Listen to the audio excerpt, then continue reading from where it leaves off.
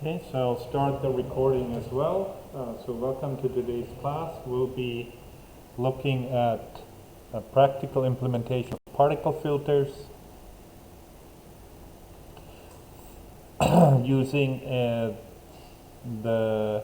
two-dimensional domain.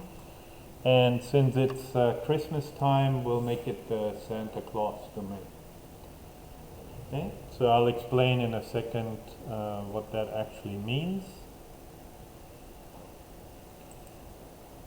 But you'll have a chance to practice your Python programming today then.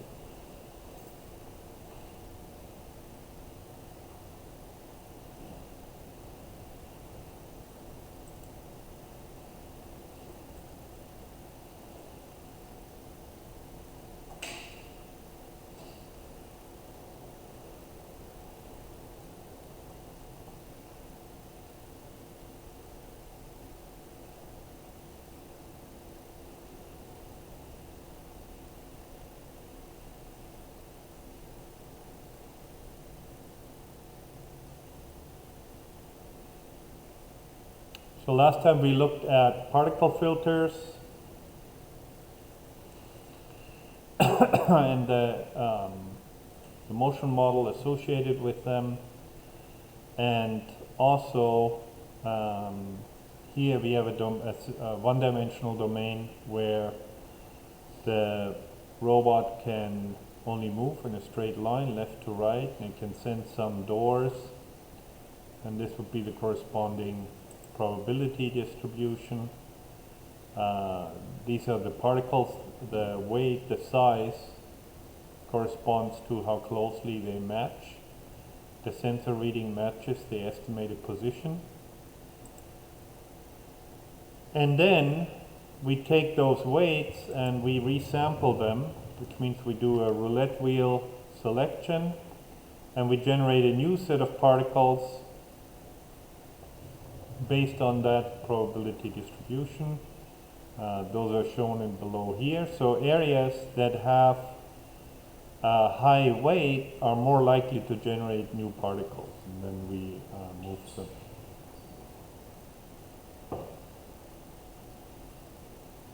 So this is the heart of the particle filter algorithm.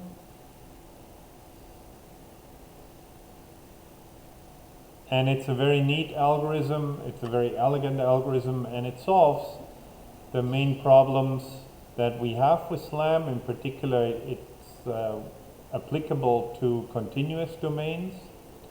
So we don't need to discretize the domain. It makes efficient use of the computational resources because it actually always refocuses on the area where it's likely that the robot actually is. And lastly, it can easily deal with multimodal distributions that have more than a single peak. So it's sort of everything that we want in a localization algorithm for our navigation.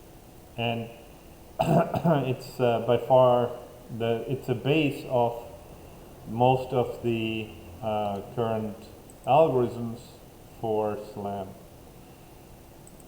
So we want to have a little bit of fun today, and we're going to implement the Santa Claus domain.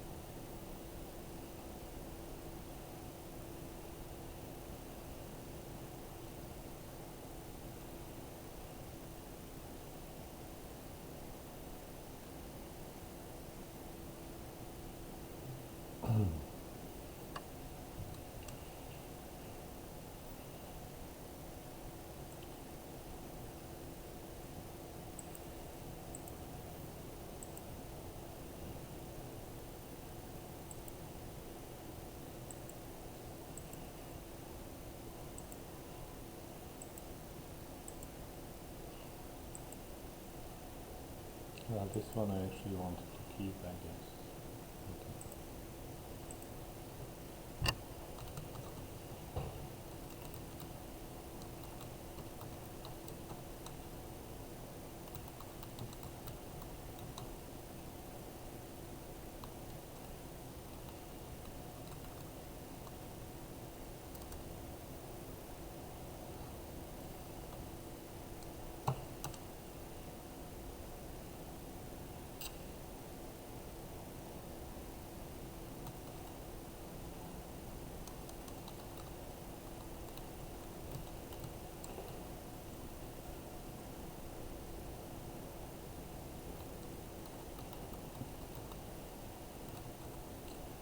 So let's make a grid world kind of domain where we have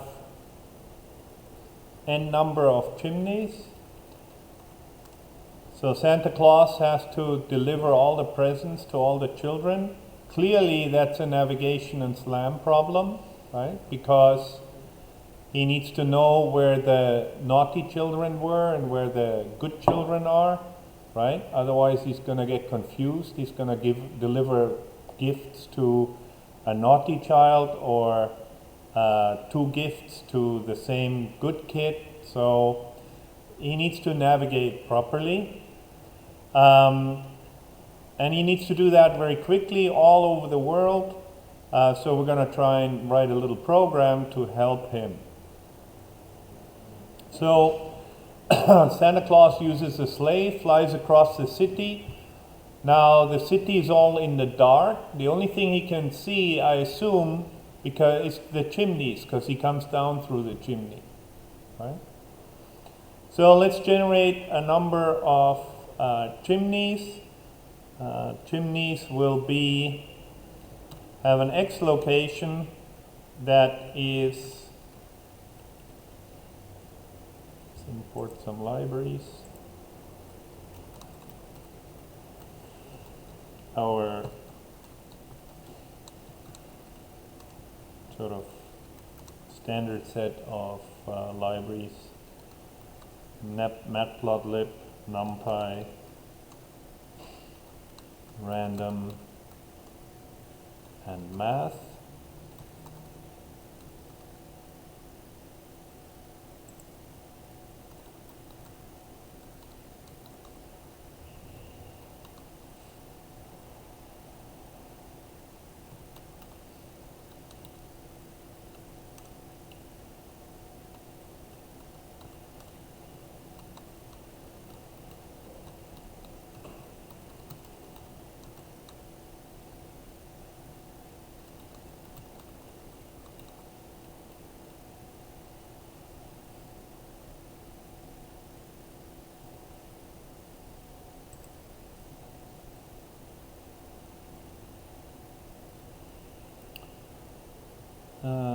If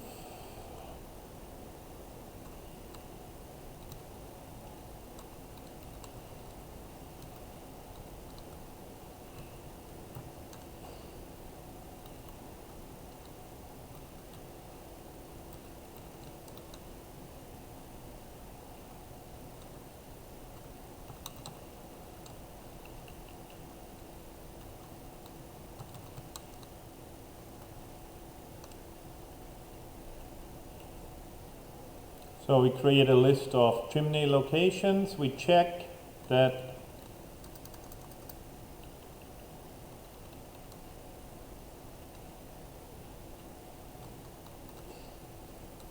we don't already generate 2 chimneys on top of each other. So while the length of the chimneys is less than the number of chimneys that I want,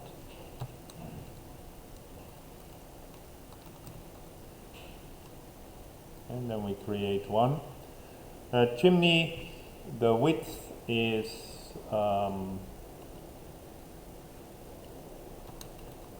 unit and 1 unit. So the chimneys are square, and then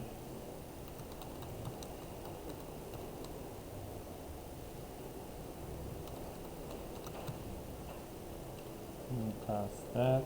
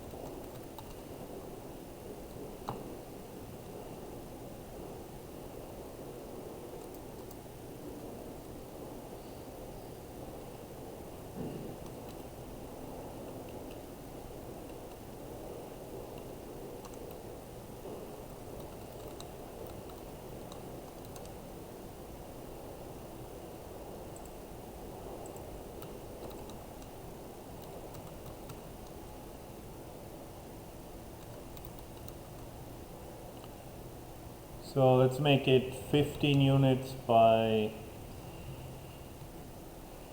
25 with that many city blocks. Let's say there must be at least 30 children there.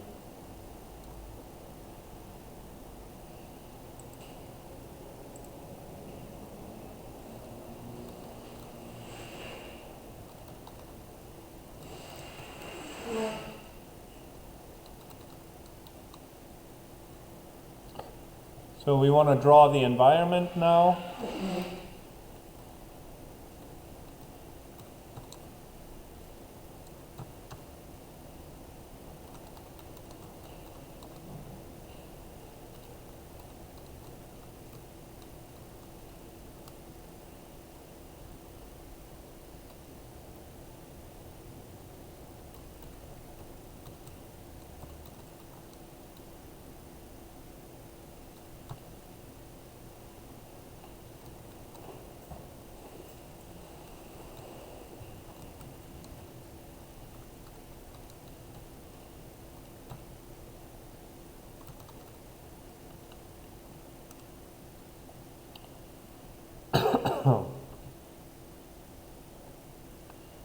And I would set that.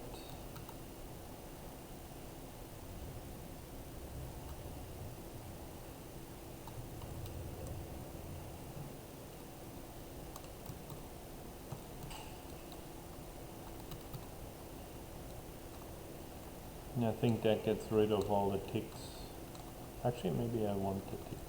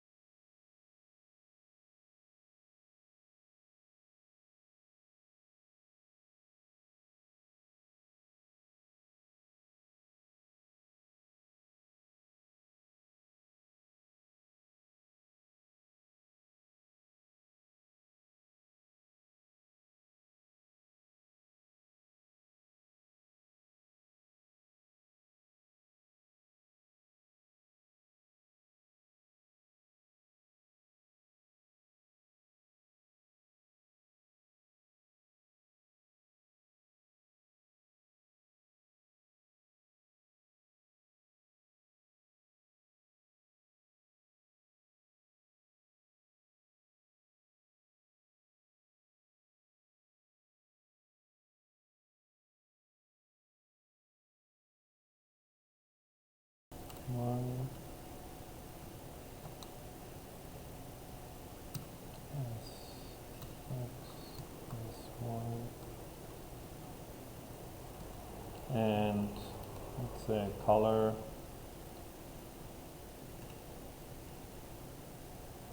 Let's make the chimneys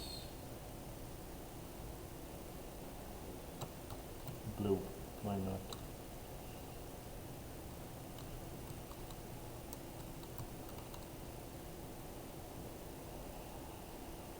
Add patch.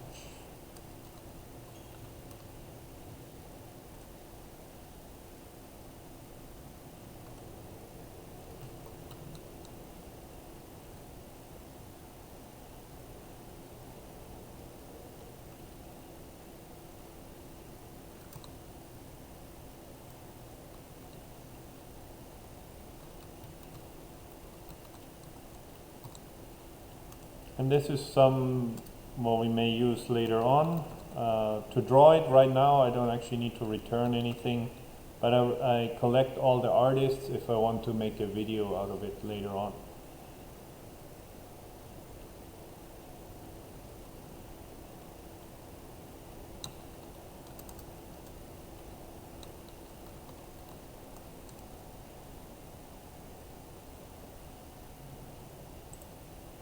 Okay.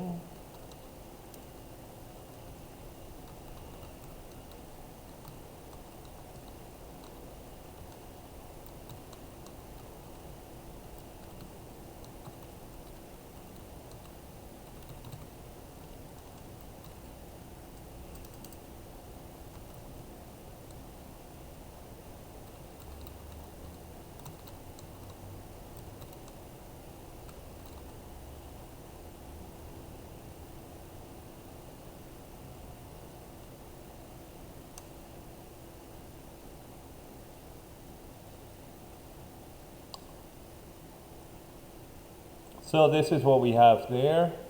The different chimneys throughout the city, and now we need to come up with a model for Santa Claus.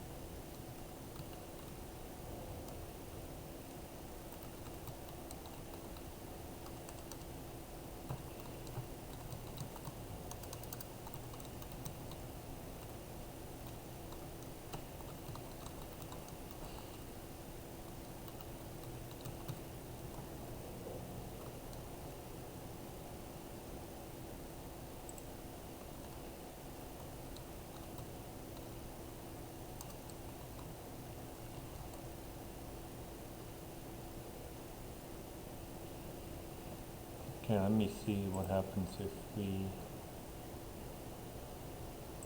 turn off statics.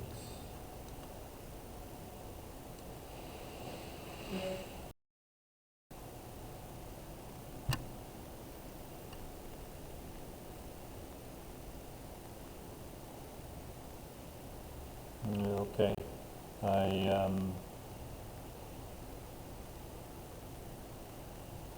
I'll leave them on for now.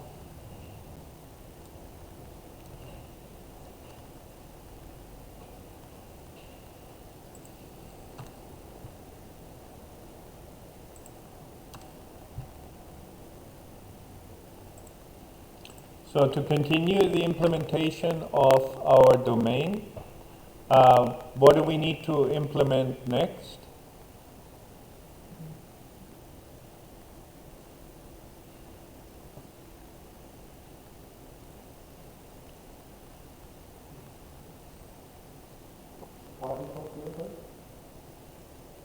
Yeah, but we go in steps, like in small increments. Particle filter is the whole thing that we need to implement.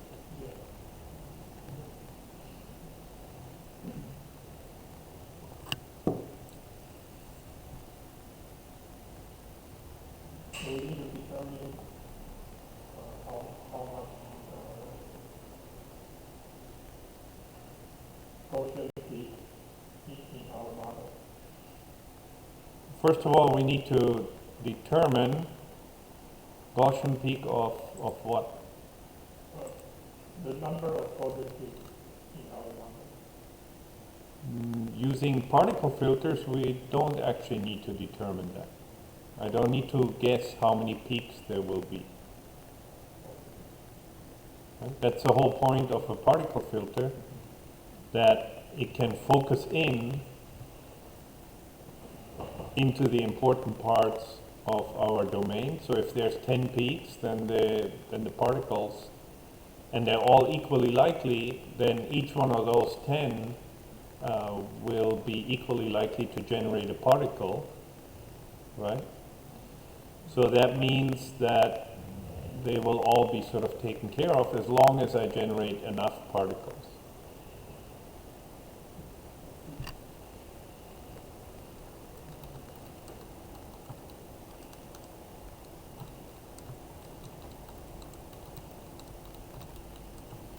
No, but we need to set up a little bit more information about this domain.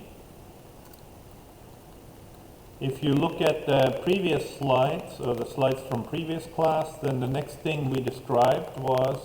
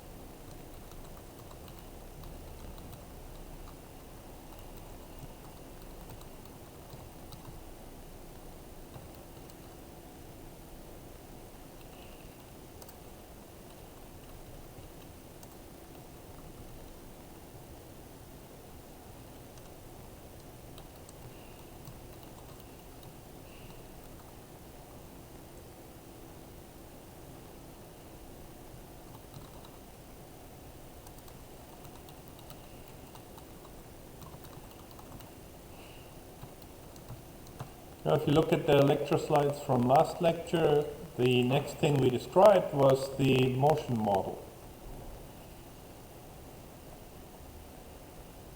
right, for this particular domain. So here we showed the motion model for a differential drive robot that has Gaussian noise in the direction and the distance traveled. So we need to describe the motion model.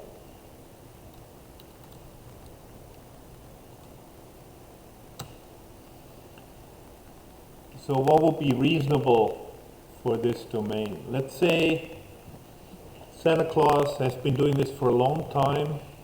Also, he can see the stars. So I guess you can assume that he always knows where north, east, west, and south are. So he would have a global orientation system, right? I don't think anybody serious about Santa Claus would argue with that. So when he moves, he can move in a particular direction. He can say, I want to move north or east or west or south. And let's make it so that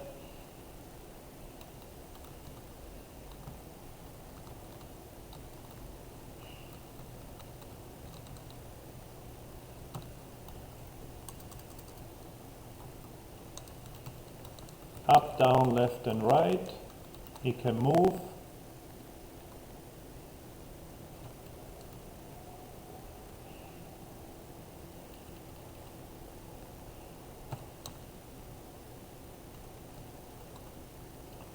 And then let's take some probabilities.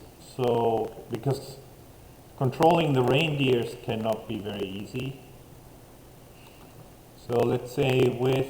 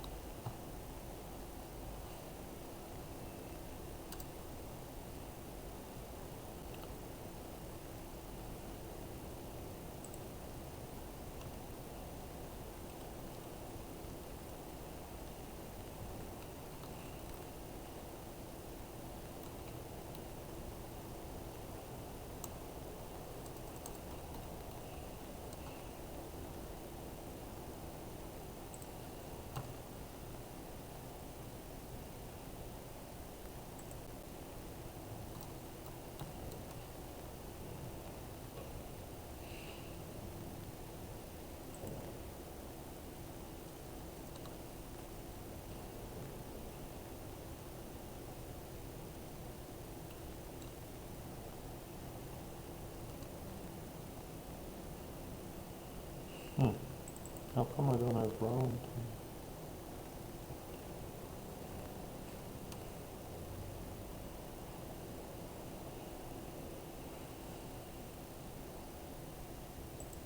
So 50% probability, we'll move 1 unit in that direction. Now let's look at the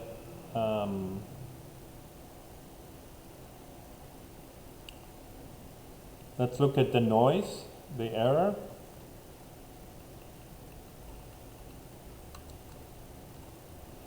With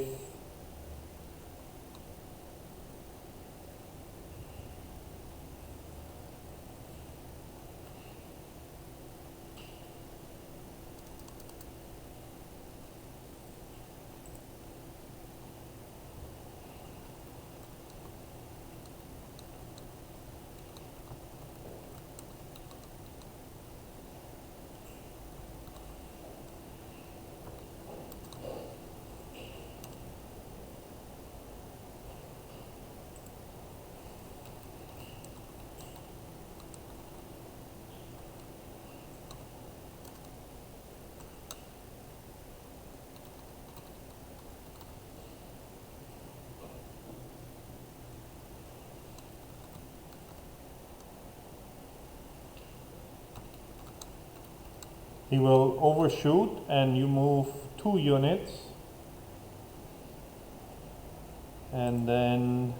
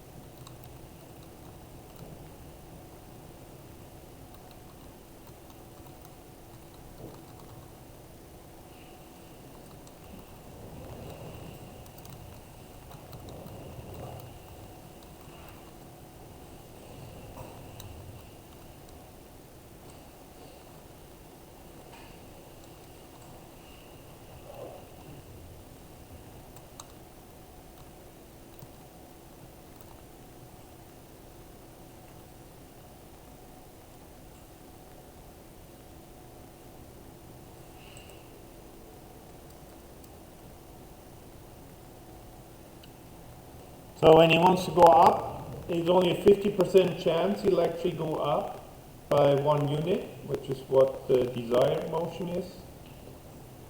With 25% chance he'll go in the right direction, but he'll move 2 units.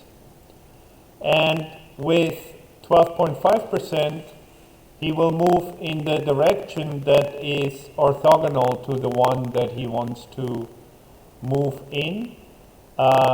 On either side. So if he wants to go up, then there's a 12.5% chance he will move left instead, and a 12.5% chance he'll move right instead.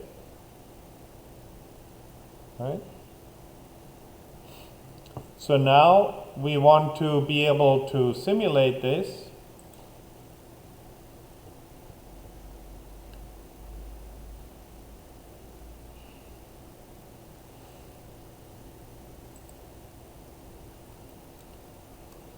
So implement the motion model as described in that slide.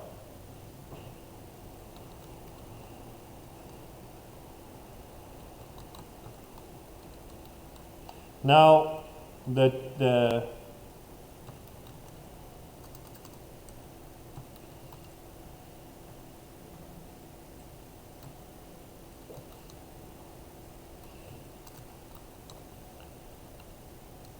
Santa Claus and the sled are above the chimney, so he can fly over the chimney.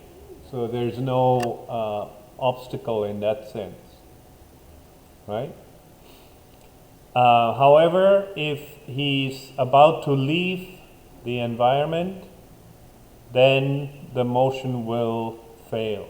So if he's moving out of bounds, like negative position or greater than 25 or greater than 15 here, then he will get stuck. The command will just fail.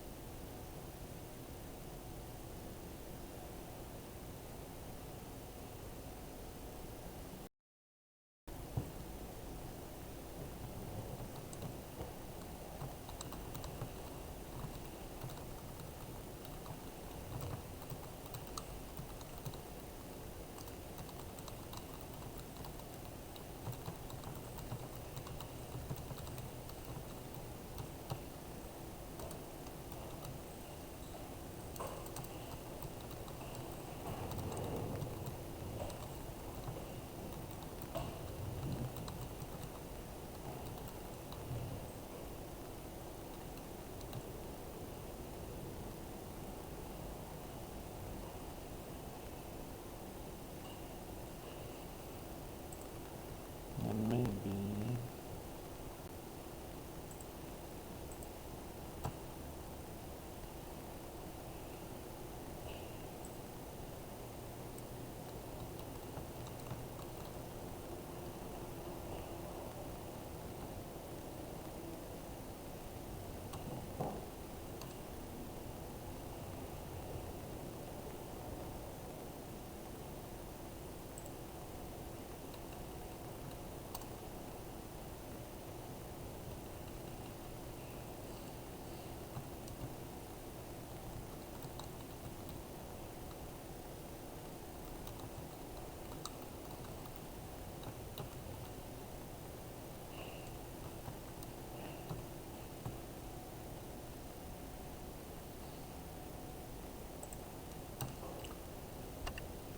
so I'll give you a couple of minutes, implement the motion model for Santa Claus, which means given a position, then simulate what happens and calculate the new position of Santa Claus in that particular environment.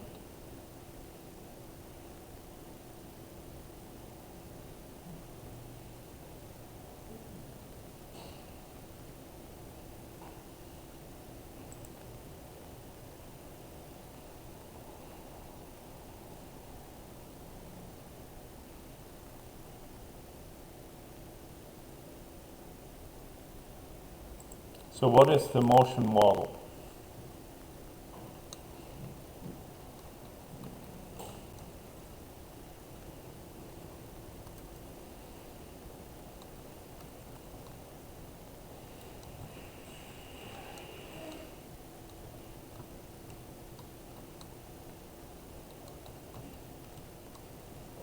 Given the input command and the result will take you taking the probability and Correct, yes. So you need a position and a command. And the command can be up, down, left, right.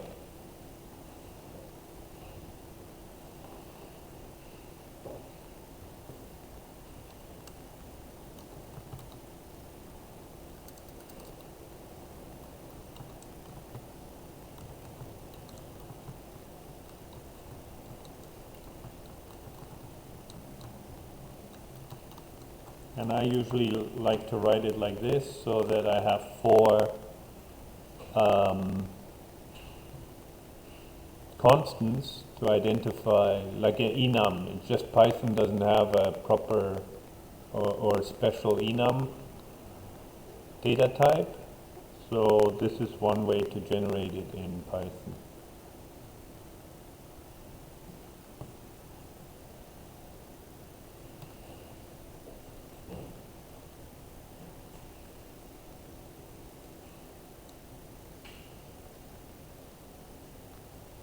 what's the enum data type tool for? enum is exactly this: associate constants with strings.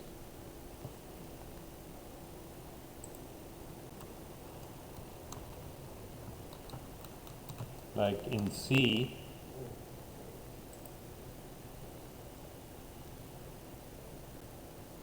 you can do this, like enum state, and then you can have constants. Working is 1, failed is 0. You have the same in Java and C++. It's just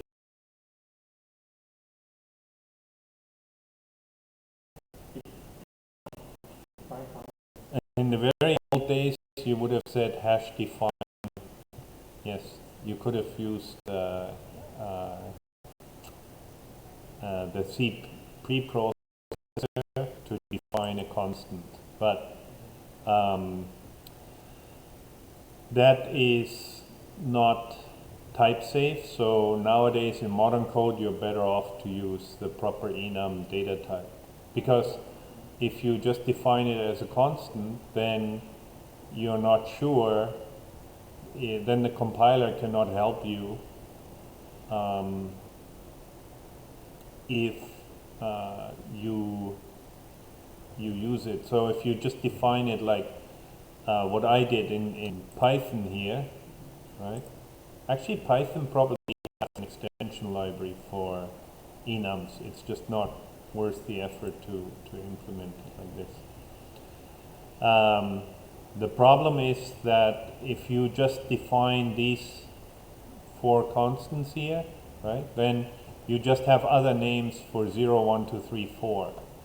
But if you have a proper enum type, like in Java and in Kotlin, you have those, then if you, for example, generate a state with 3, right, and you assign 3 to it, it'll throw an error saying this is illegal because this enum only has values 0 and 1. Or when you have a switch statement and you say case working colon execute command, case error print message incorrect, right? Then the compiler can actually tell you and say, oh, you're dealing with case working and you're dealing with case failed, but you're not dealing with case error. So the compiler can provide you with more help then. So if you have enums as a proper data type, then they can be checked using static type checking. If you just define them as constants, 0, 1, 2, 3, then the compiler cannot help you because it never sees that this is grouped together as an enum. It just sees number 0, number 1, number 2, so everything will be mapped to an integer.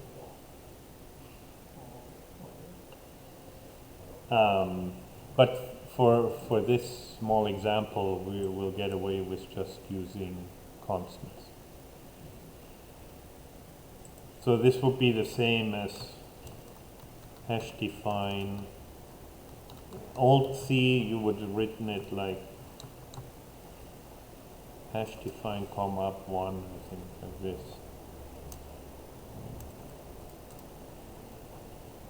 But that does make the code a lot easier, because now I can say if command is equal to com up, then dy dx is equal to -1 and 0, else if, command is equal to com down, then dy dx is equal to 1, 0. Actually, no, to go up, to go down. Actually, yeah.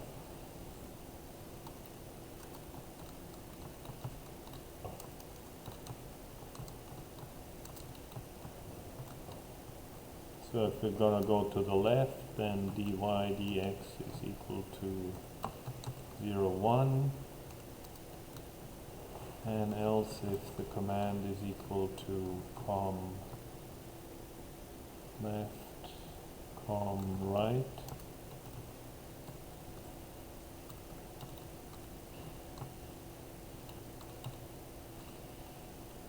Yeah, and so in cases like this, if I code it using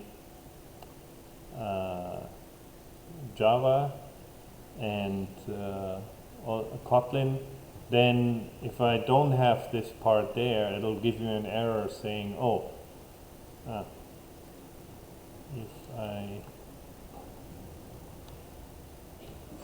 don't have this part there, it'll give me an error saying, oh, you don't deal with the case of com right. Which is very useful because that's a very common mistake that programmers make.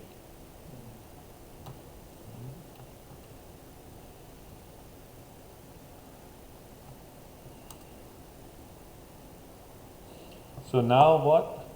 Now I have the displacement, right?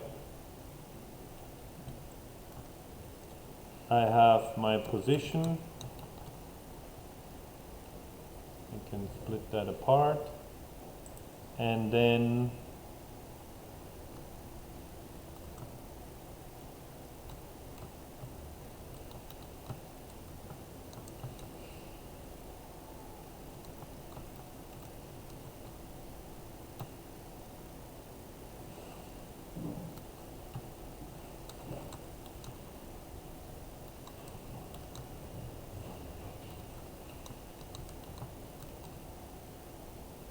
I can calculate new positions. And then if ty is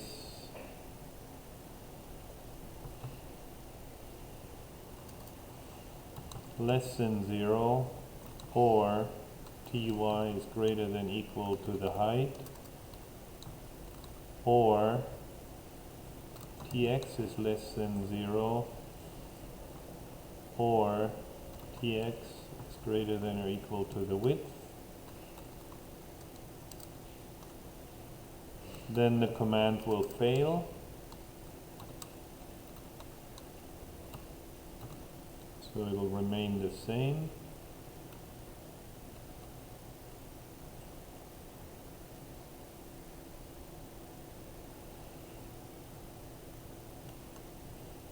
That comes at the end.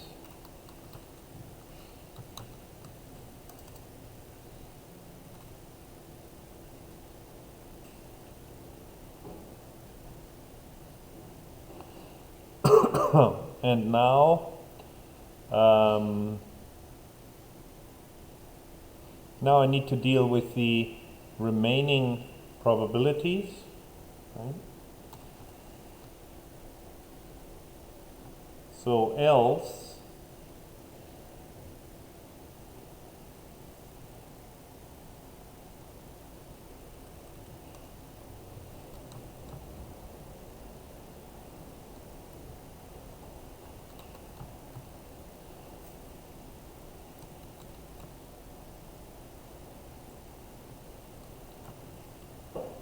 okay, I just need to get this.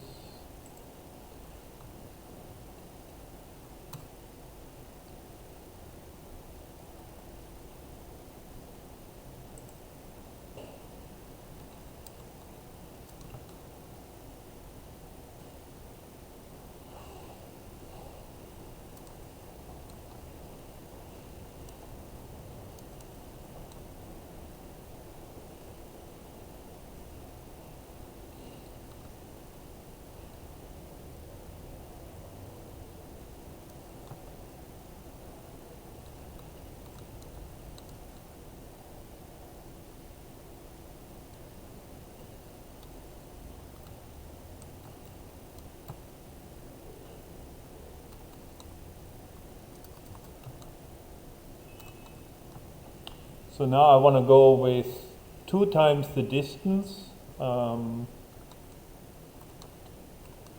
That's actually okay. I just need to multiply my displacement by 2. Right.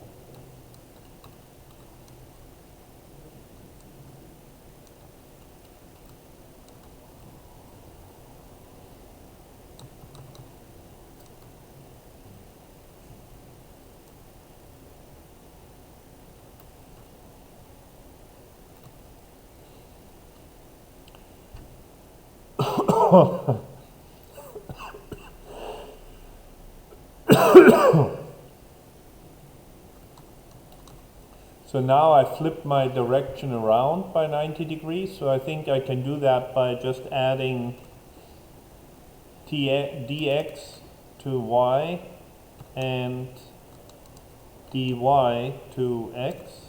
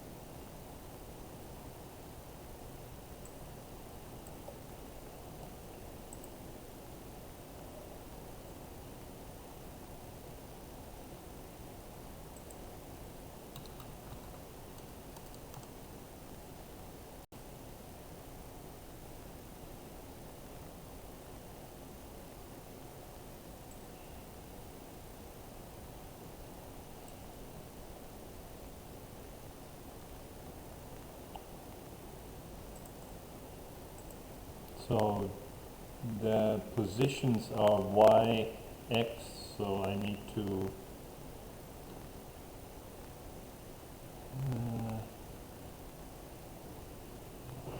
this would be the rows, and then x. When I draw it, I need x and y.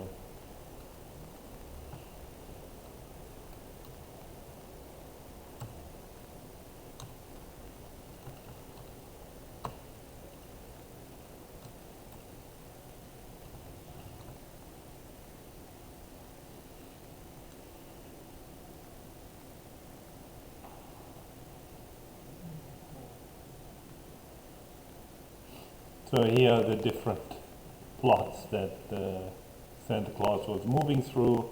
Starting at the center, we ran 20 different trials. Maybe around 20, that seems rather lot, many.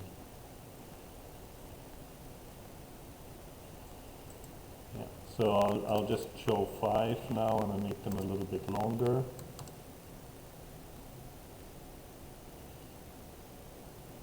So then you can see how it moves around for the various trials. With the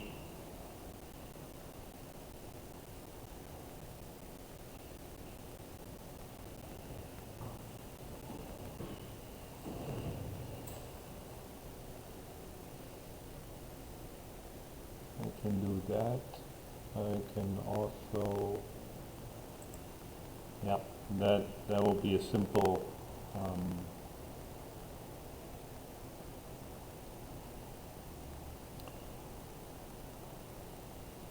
that will be a simple visualization. Right now, the motion model is a little bit too precise because it'll always move exactly 1 unit or 2 units in any direction, right? So let's add some Gaussian noise to it for our target location.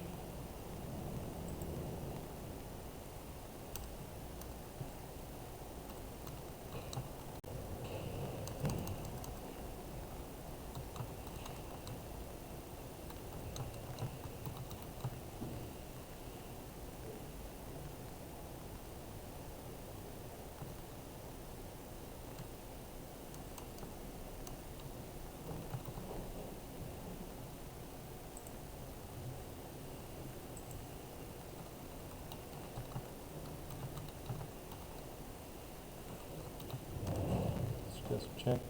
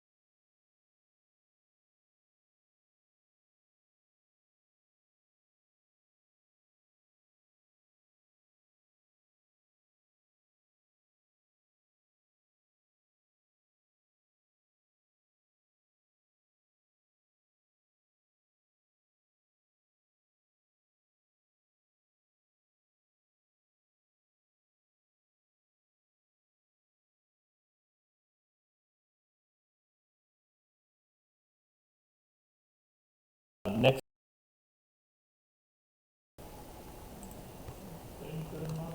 yeah. And so what kind of sensor model would you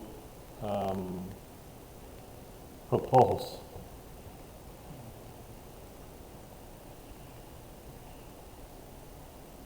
And let me just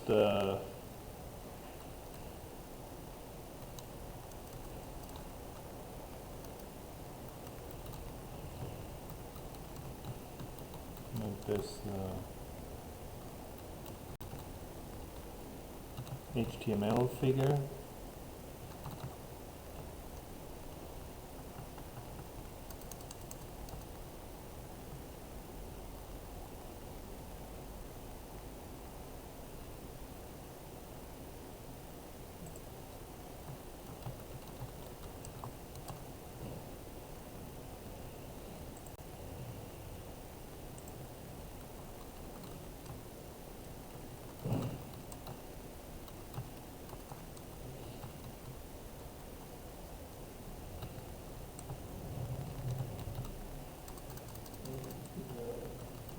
Identical matrix in every counter versus noise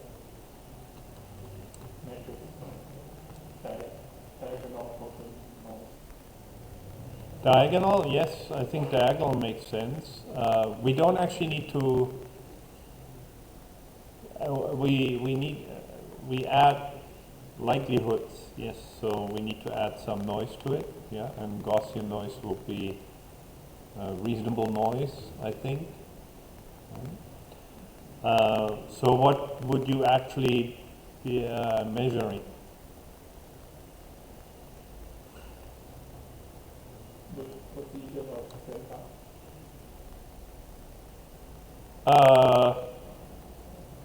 No, that we were trying to infer. We're trying to figure out what the position of center is, to localize it. So I don't think we would, I mean, I could just measure X and Y location of Santa Claus, right? But then I don't need all the chimneys. So what we measure should be the chimneys in the vicinity around Santa Claus, right? So for any chimney then we will get a distance and direction, I think, right? If you only get within a distance, I think it will make it pretty difficult. We can try that out later on. But right now, let's say that Santa Claus is going to be has a detector for the chimneys, so within its neighborhood, within a certain range, he can detect the direction and angle to the various chimneys. So now try and implement that sensor model. So let's say that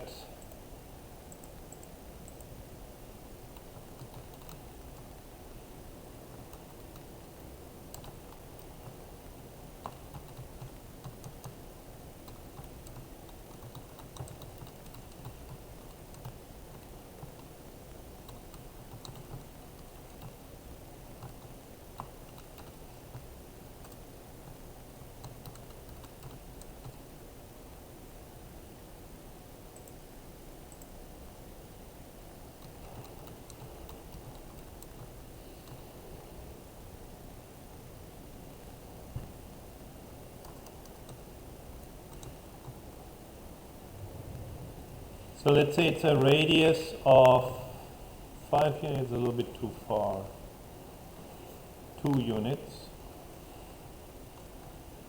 Radius of 2 units, or maximum distance of 2 units, I'll make it 3.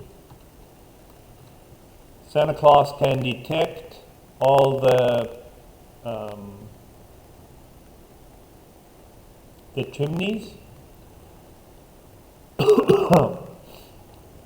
So then the distance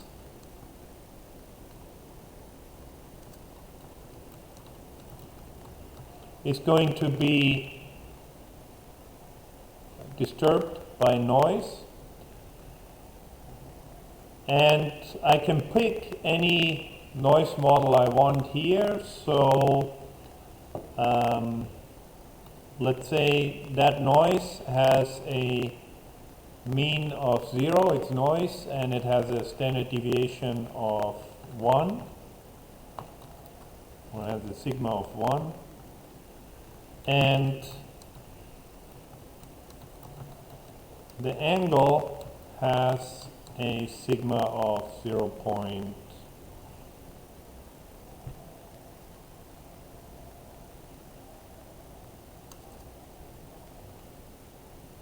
Let's make that 1 as well. Okay.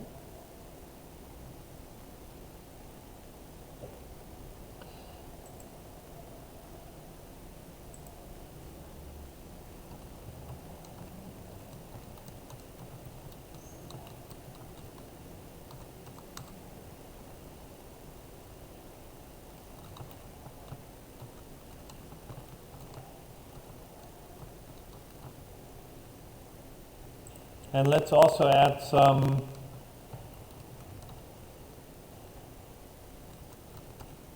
noise in the detection. So let's say you can detect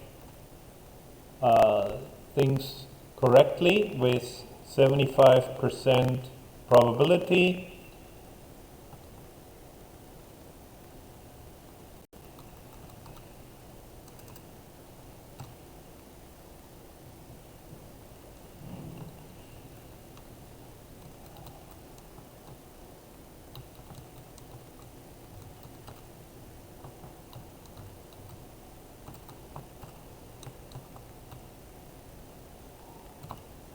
And 10% probability he will generate a random chimney, like a ghost chimney, one that doesn't actually exist.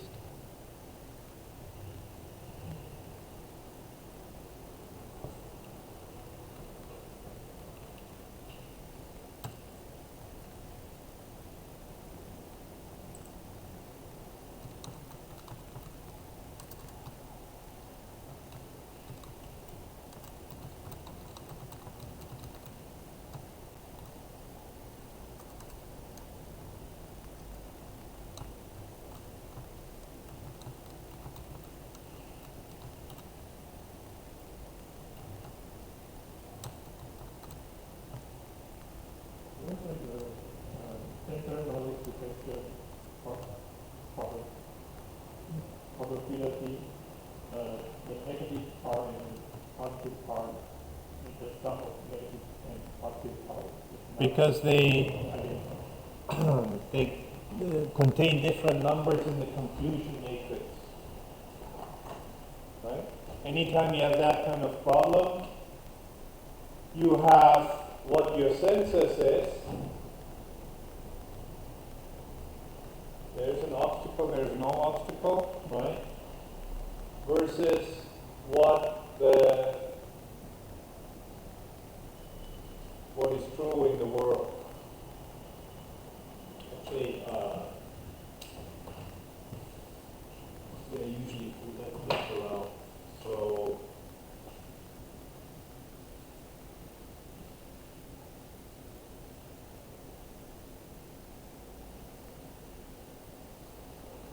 So we have 4 numbers here. Which numbers did I actually give you so far in that specification?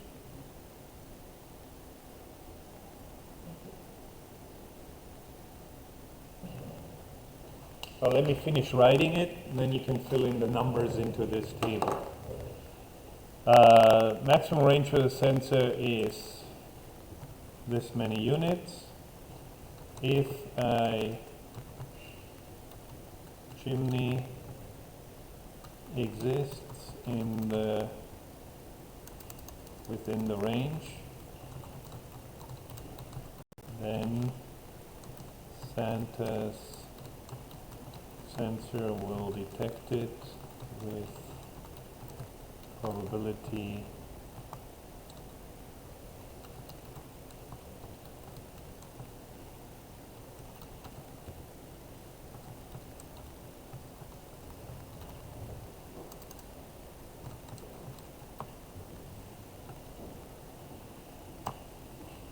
%.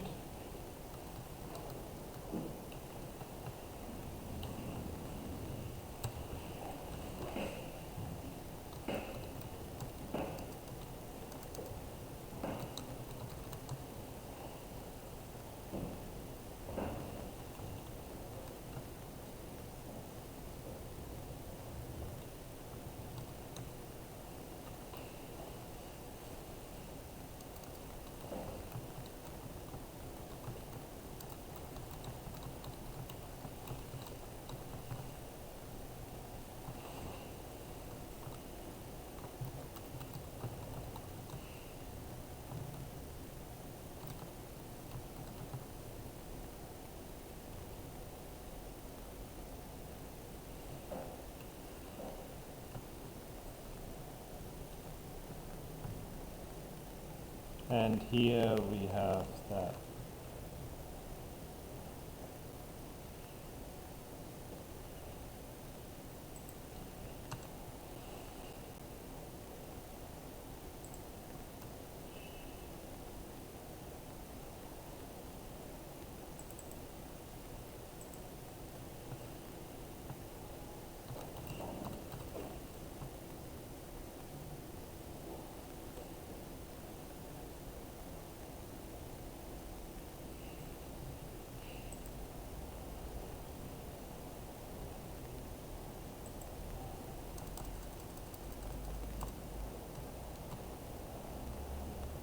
So which information did I actually give you so far?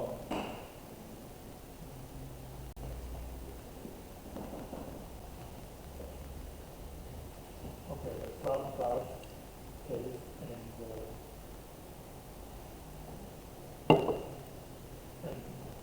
the plus minus case So the plus plus is is 0.75.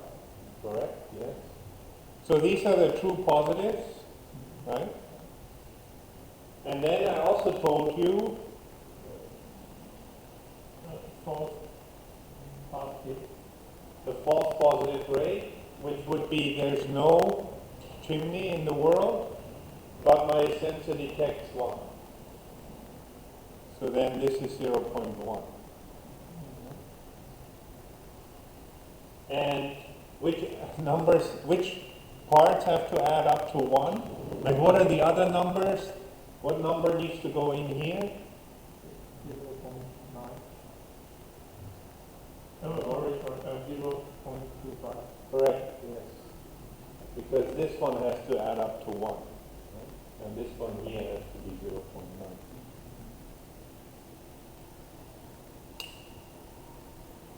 So these will be the true positives. This will be the, sorry. If there's none, then we detect one with 0.1. Which means this one is 0.1. So these are the true positives. These will be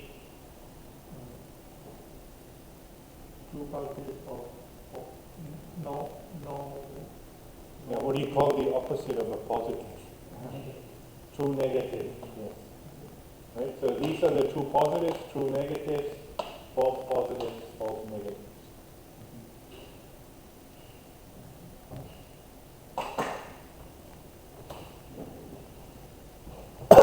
So you only need those two numbers are independent of each other. They don't need to add up to 1. So don't get confused there.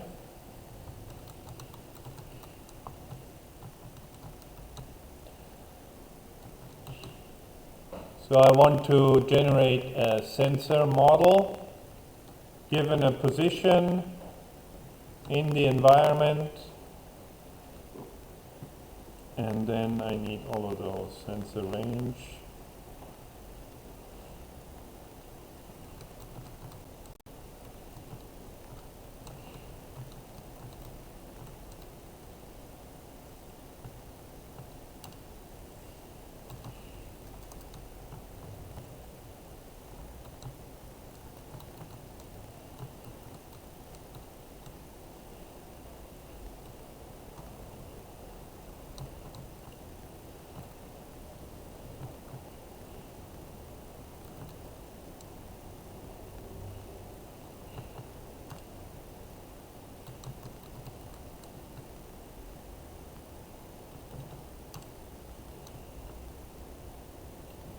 And I needed to have values for those. To 1.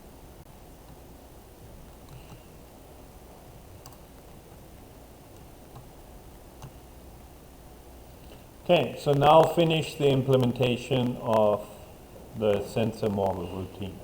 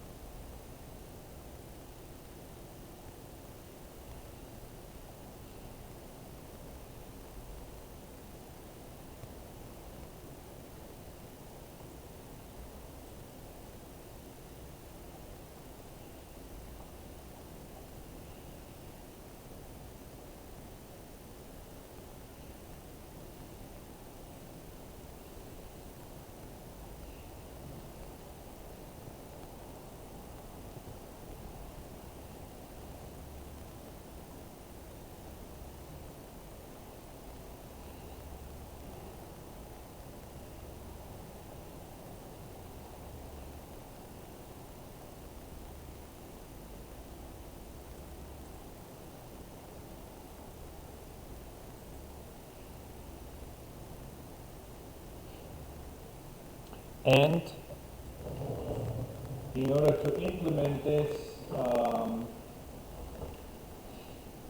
we have to be a little bit careful because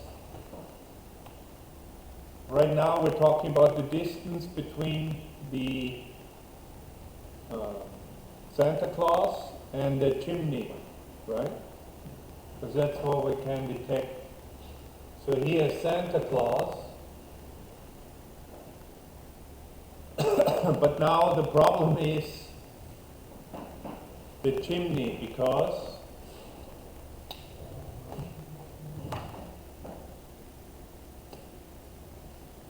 the chimney is not actually one point, it's a square, right, or a rectangle.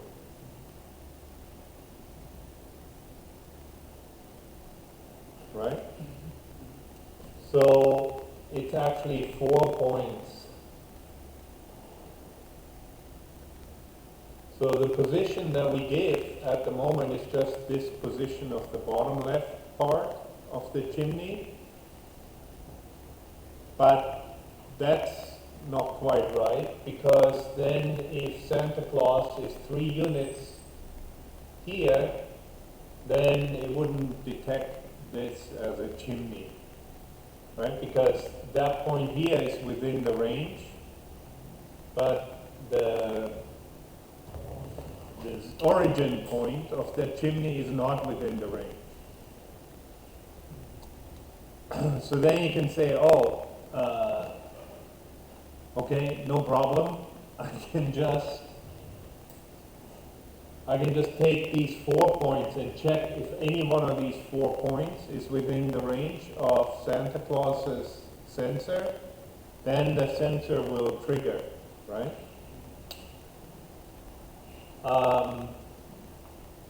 That's a possibility, but the problem then is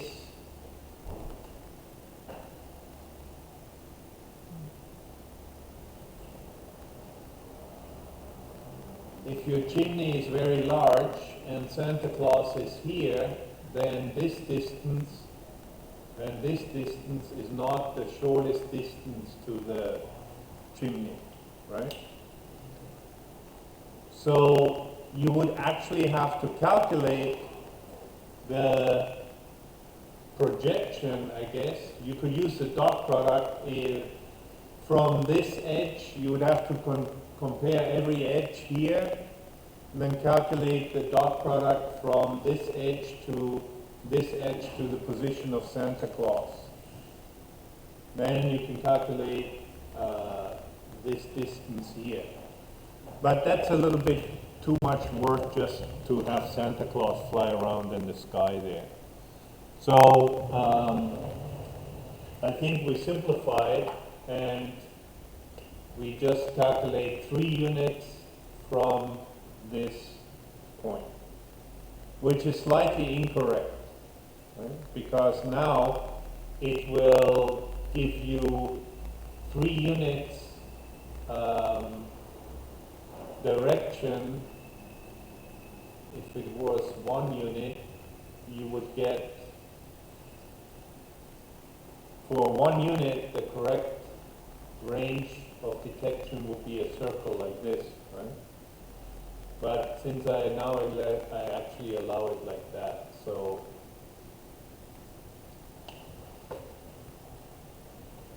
I give it slightly more range in the X and Y direction than it actually should have, in order to not have to deal with this computation there. So we just take the center point of the chimney, and if Santa Claus is within 3 units of the center point of the chimney, then they can detect it with 75% probability, instead of having to do line clipping or measuring that.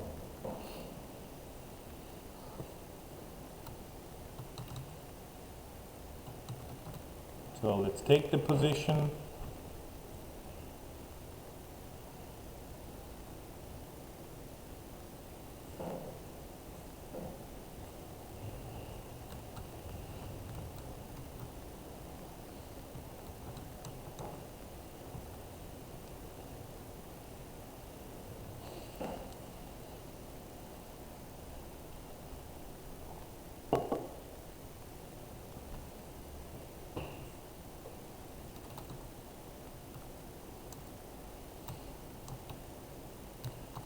chimney y, chimney x, chimney height, chimney width in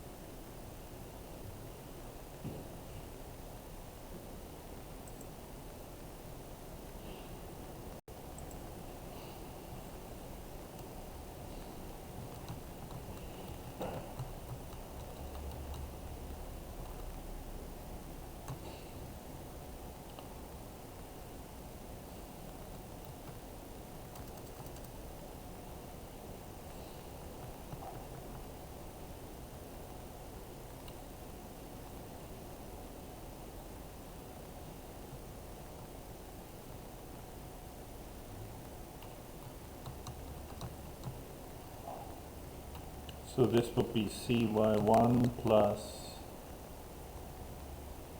ch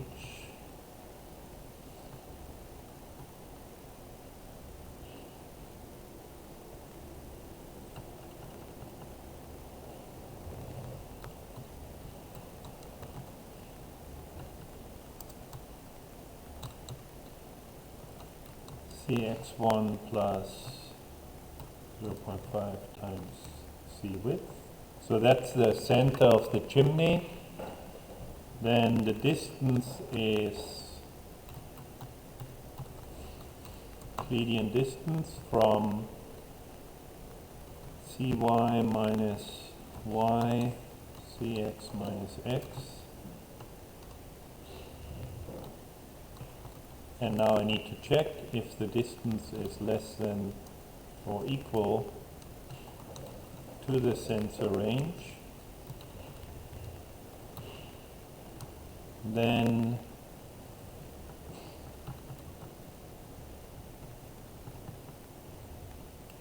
we draw a random number if r is less than sensor noise detection positive.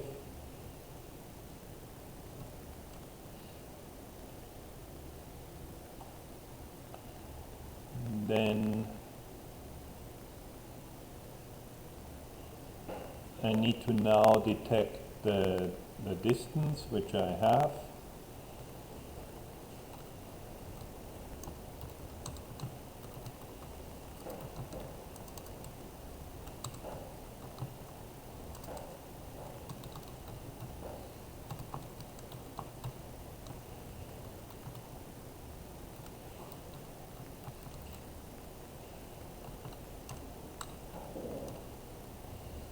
Now I need to calculate the angle, and what's the angle?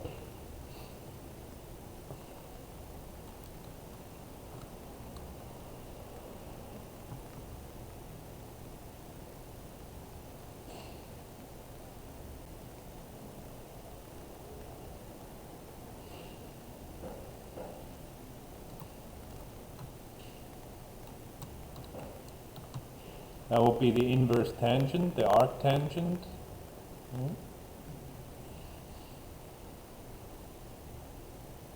Of cy minus y, cx minus x, and I add my random noise into it.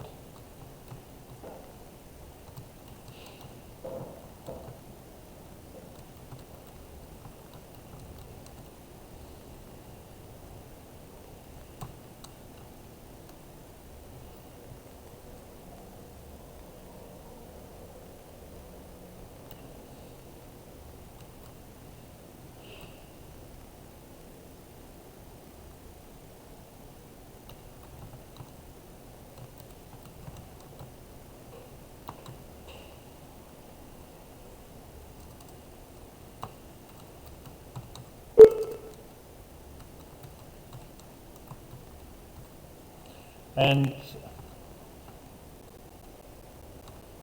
anytime you're dealing with angles, not for this particular program, but in general, it's always a good idea to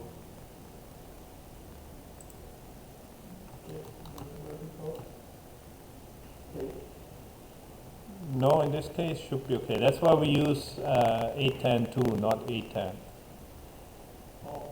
If you use 8 tan, then you're in big trouble if you have a vertical line. 8 tan 2 can deal with it. However, it's usually a good idea to always normalize your angles from either minus pi to pi. 8 tan 2 returns the angle in radians, so when you do computation you want to keep your angles in radians all the time, except when you want to print them out, so it's easier for people to visualize.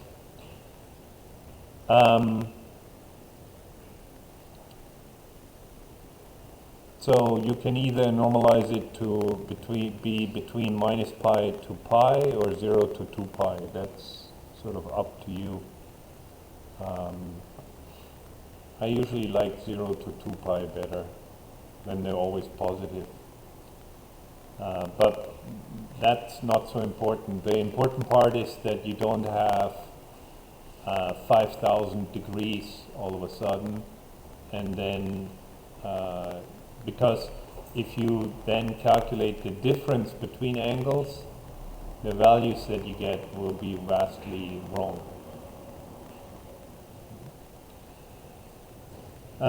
So while the angle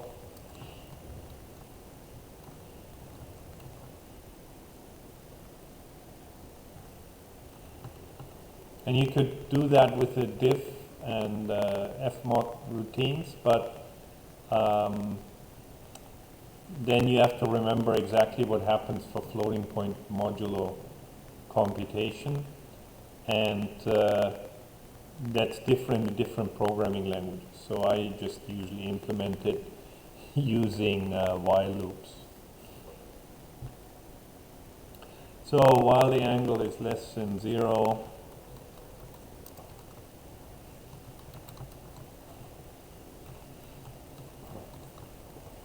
we add 2 pi to it.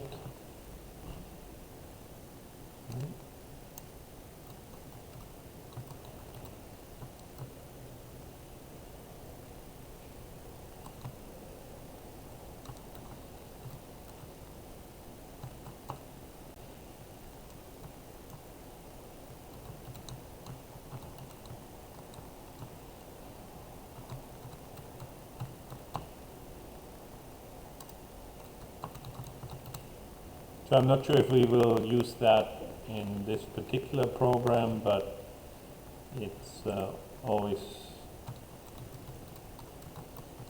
a good idea in more complex programs to normalize your angles. So this is the first part of our sensor model.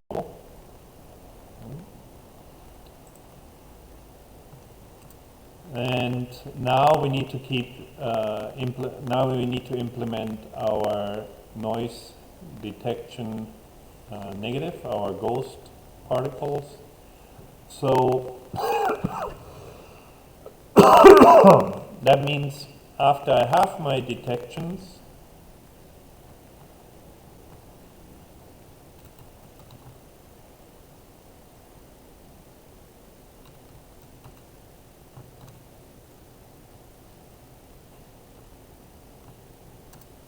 and this is also a little bit of a approximation now, because I don't check if I already return a chimney in that particular location when I generate a new random one.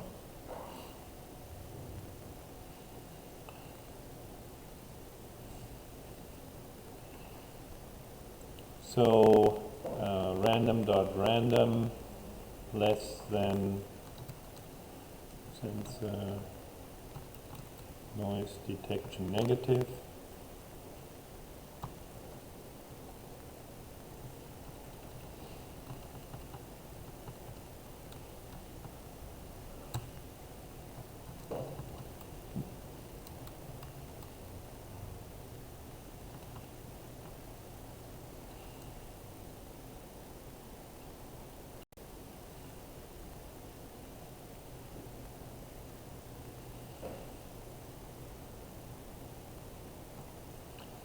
So now this one here should be uniform.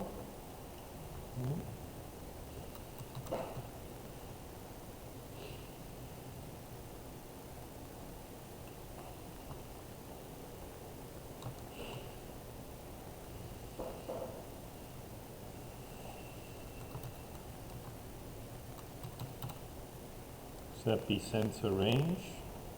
That will give us now a sensor range, and here we're generating one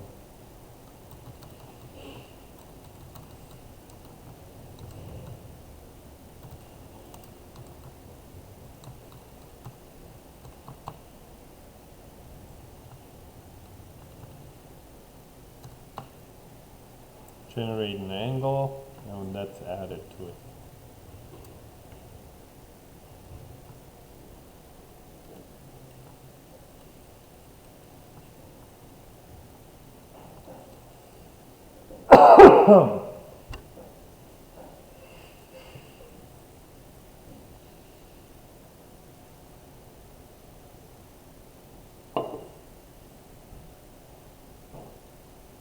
So this is our sensor model.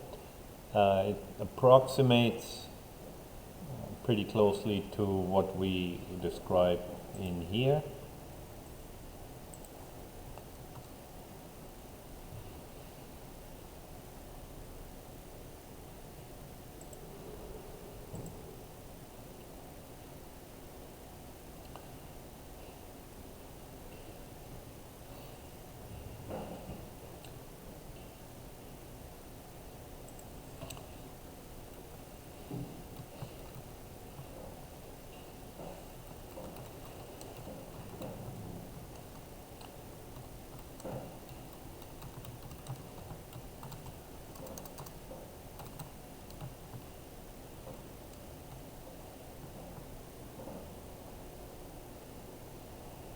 So how do we implement the particle filter now?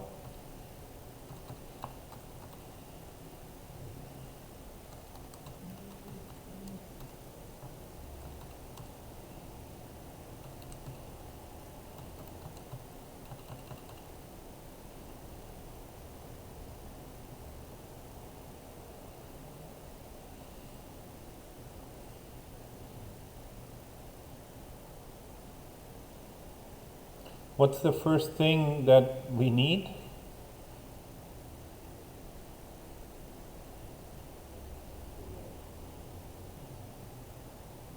The number of particles.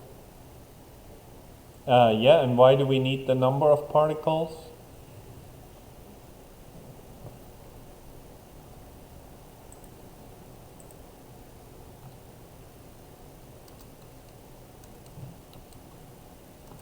Because our computational resources are limited. That's okay. The number of particles will determine how fast our algorithm will run, but mainly I need the number of particles because I actually need to create particles, right?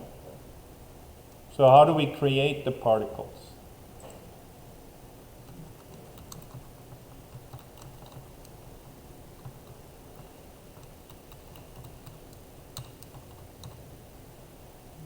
What do the particles represent?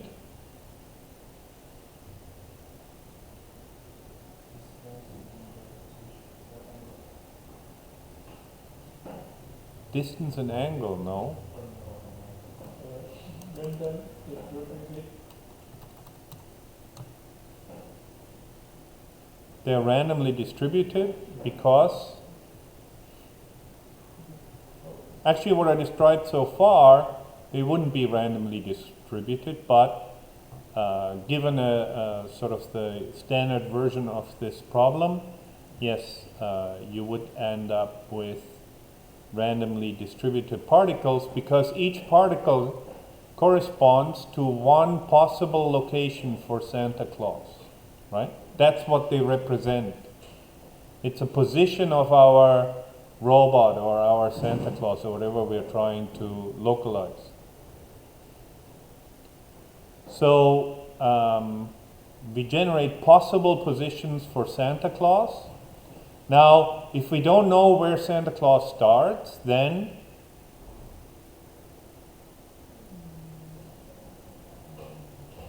we just create the particles randomly distributed over the environment, right?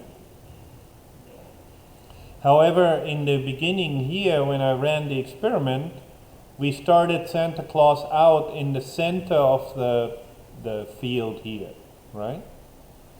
So if we know Santa Claus starts in the center, then we would generate 100 particles that all have the same position, the center of the playing field. If we don't know where Santa Claus starts, then we would generate particles that are distributed over the entire playing field. But of course, anybody that knows about Santa Claus knows that Santa Claus lives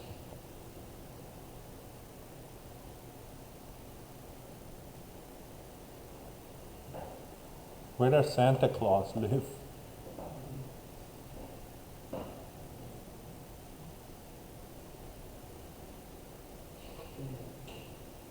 Finland? Who said Finland? No?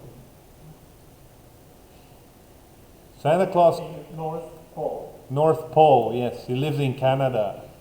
If you, no, seriously, if you send any letter to Santa Claus, Canada, H-O-H-O-H-O, for ho ho ho, then the Canadian government will respond. I mean, it's not Santa Claus, it's he hired the Canadian government. So clearly, Santa Claus comes from the north. So how would we use that information in our particle filter?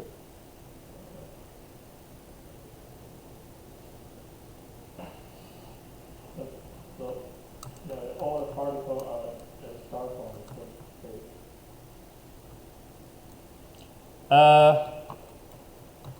Yeah, except I don't know where that city is with respect to the North Pole, right? The only thing I would know is that Santa Claus comes from the north.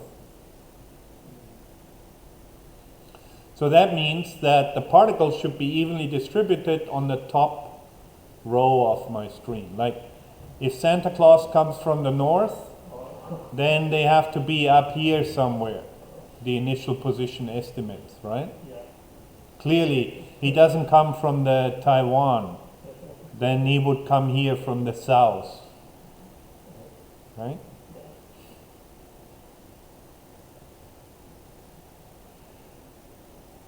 But he lives on the North Pole.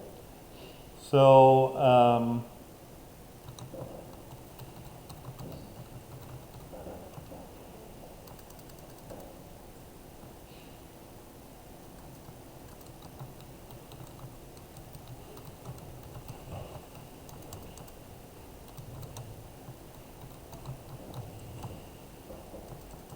You guys must all have been very bad, very naughty kids that you don't know about Santa Claus, where he lives and everything. So he never come to visit you probably, right? That's why you didn't know. Yeah. We don't have chimney in Taiwan. That's true, yes. There's no way that I can enter in my house. Yeah, then you have another problem, yes.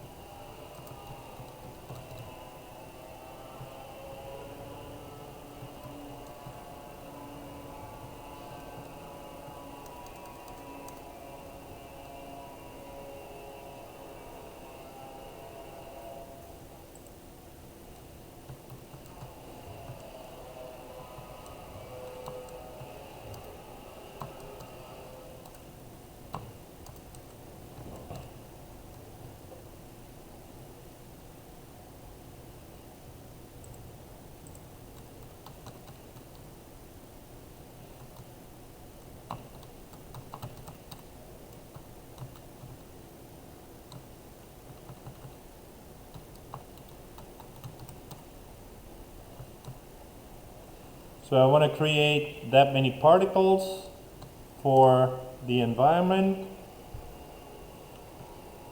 So how do I implement that?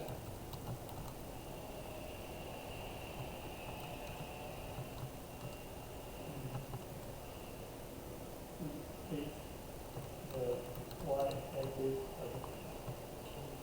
as the maximum number and the uniform distributed with the x-axis. Correct, yes.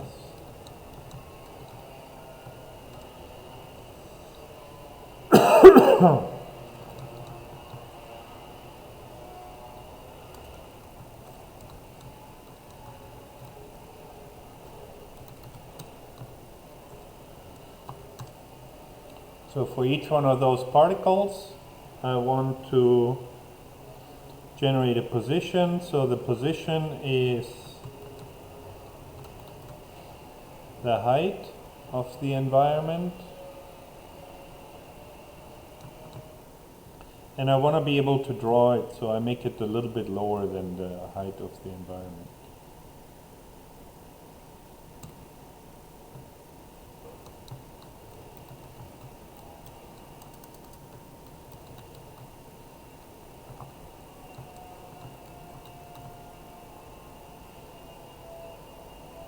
Then I generate an X position.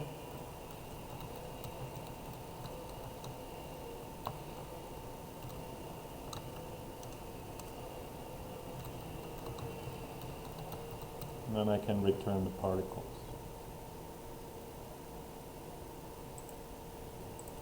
So now let's draw our first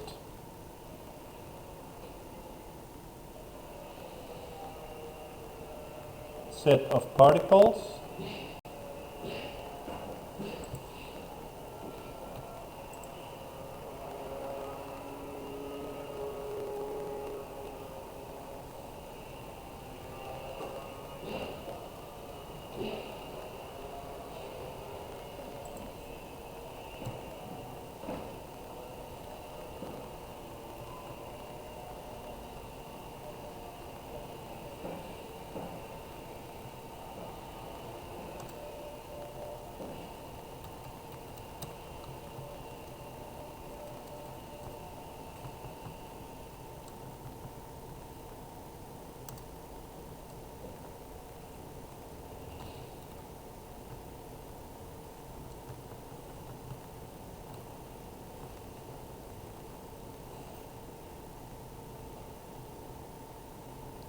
And then I also want to write a routine to actually draw the particles.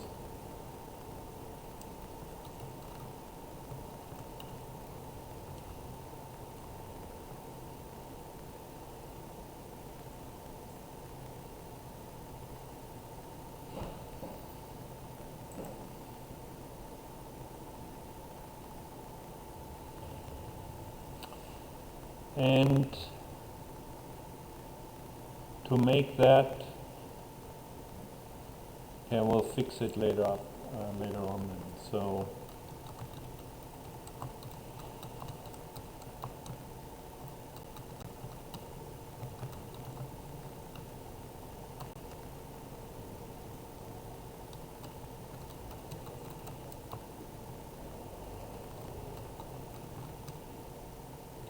now I assume that I have a NumPy array.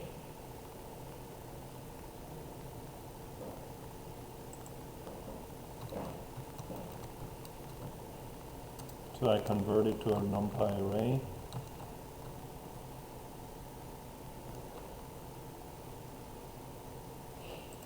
Which means I can access it, I can index it like this.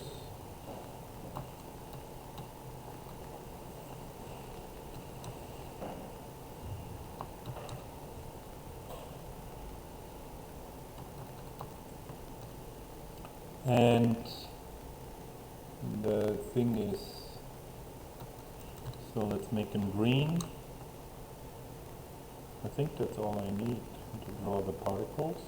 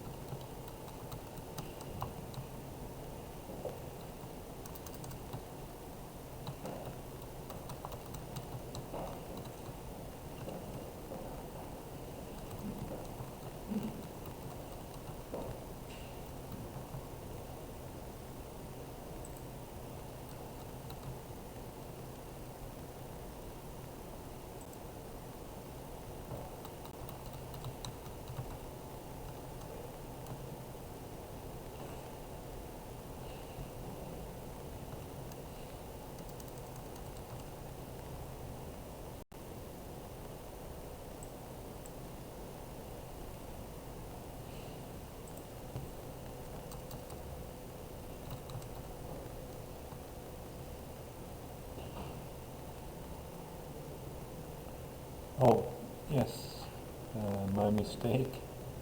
The coordinates are y and x. They're y and x, so when I draw them, I have to make sure I draw them in the right position. So this should be 1, x is 1. When I call A at scatter, I need to send x and y.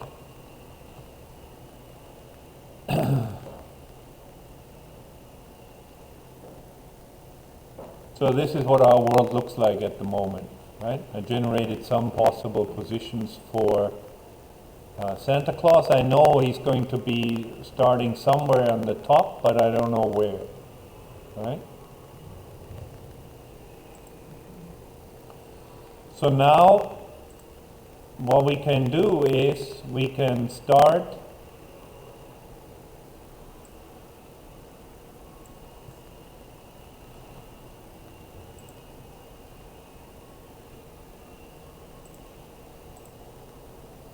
that same environment now, right? But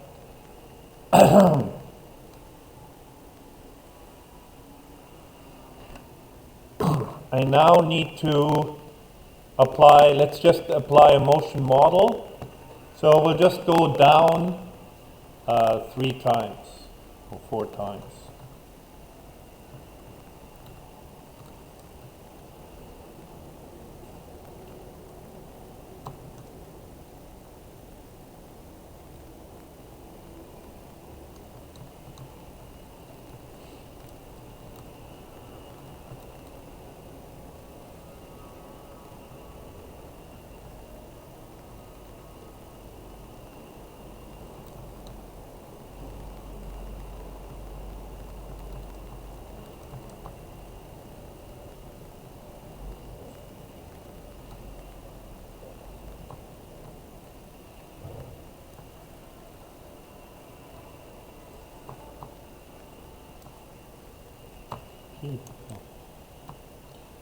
P0,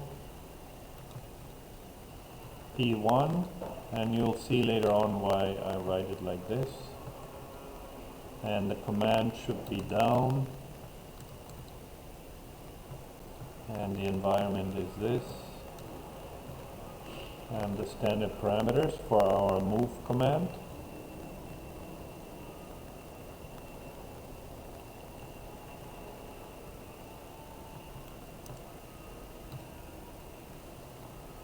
So the new particles is this,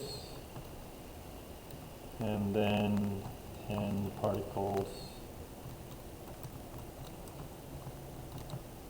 in the new one. And after I've done all of them, we update our set of particles, and then we draw them.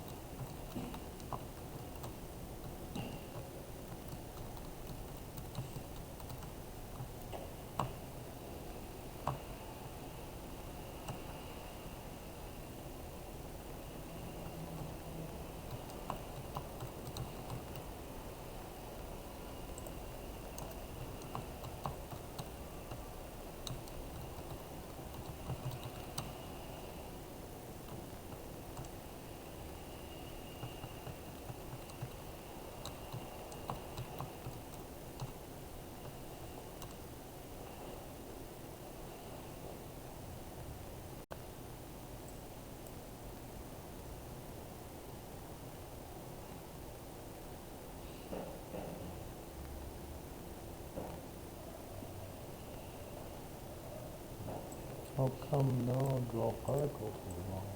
Oh.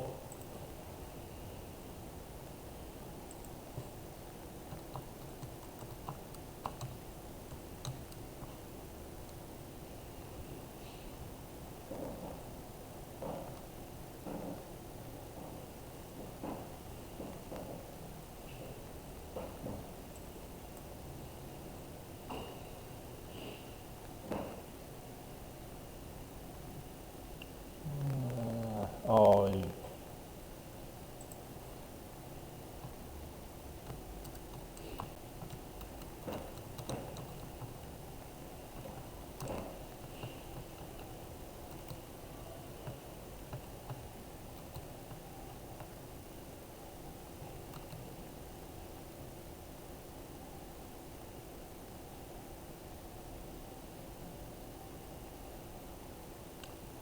so then here is the distribution of our particles after 5 down commands.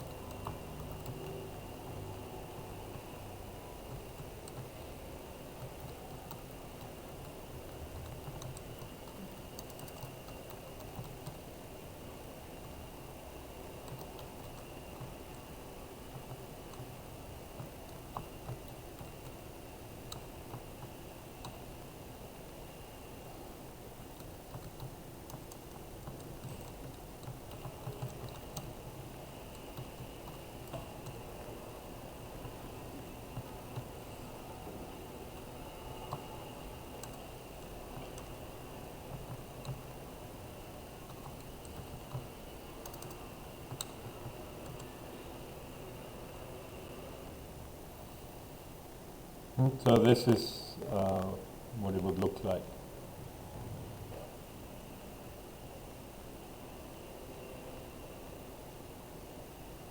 So we started out with the particles on top.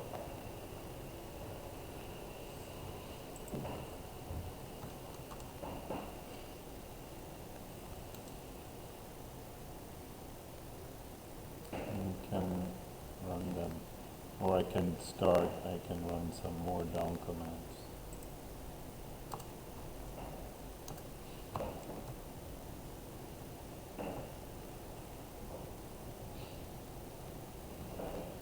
and now the particles move left, right, with 12.5% probability, and they sometimes move 2 positions and sometimes, most of the time, 1 position.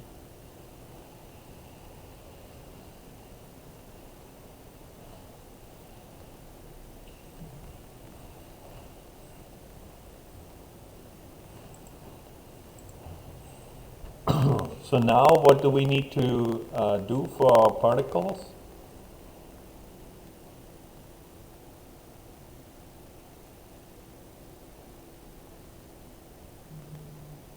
If I just keep driving them around randomly, then eventually they're going to distribute uniformly, right, over the entire field. So we need to now add in our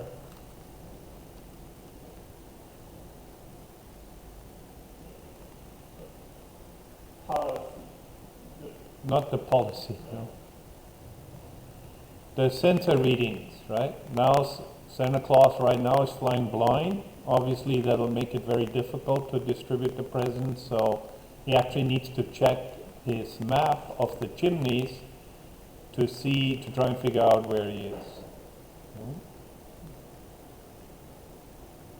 So now we want to apply a weight to our particles.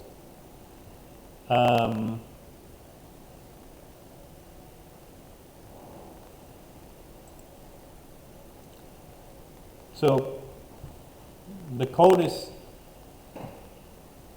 clean in the sense that it uses the minimum information when I call the different functions. It actually would be computationally more efficient if I generate an array, NumPy array of 100 particles, then just update it instead of generating new particles and new arrays all the time here. Right? This step is not very efficient.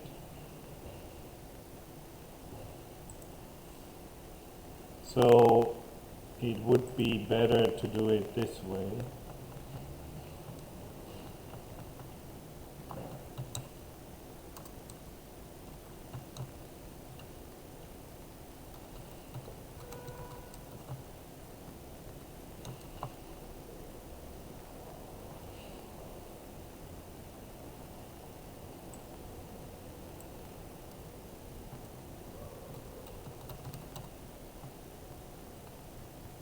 Particles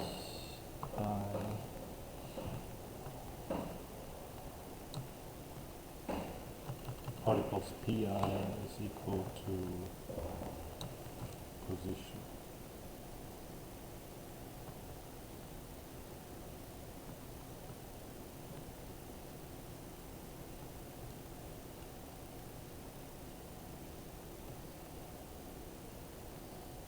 So now the same thing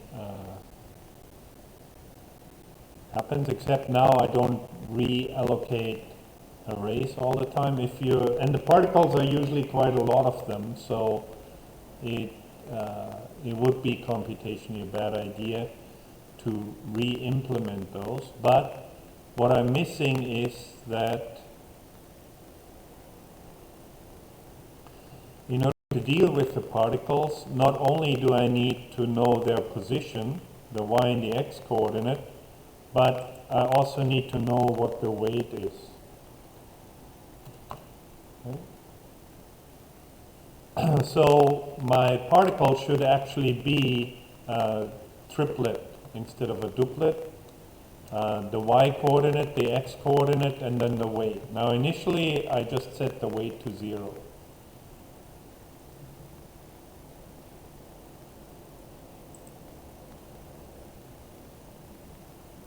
And then this will be 1 and 0, this will be, then I can also improve my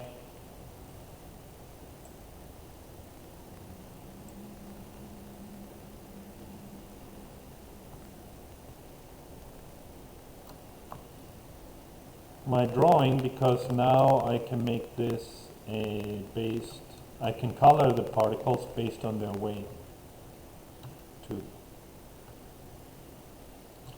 And I think it's C map is equal to, and what?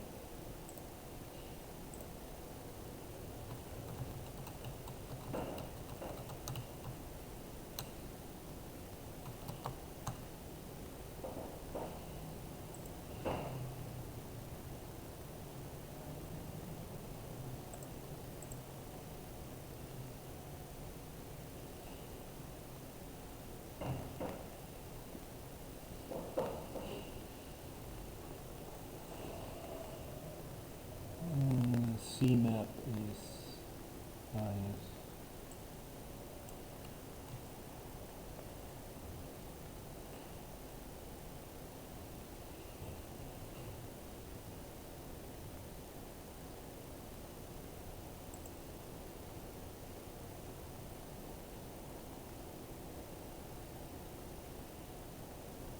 Plasma. Okay.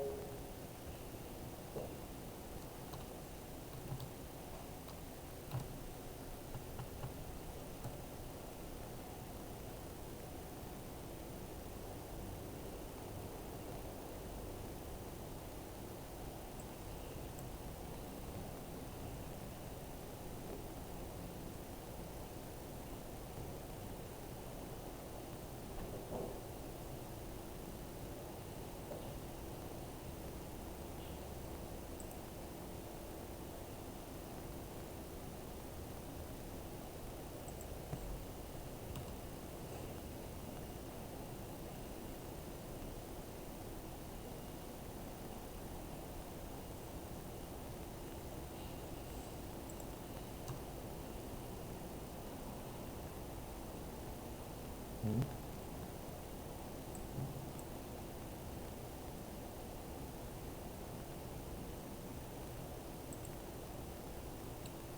And this will be PI 0 to 2. 0 but not including 2.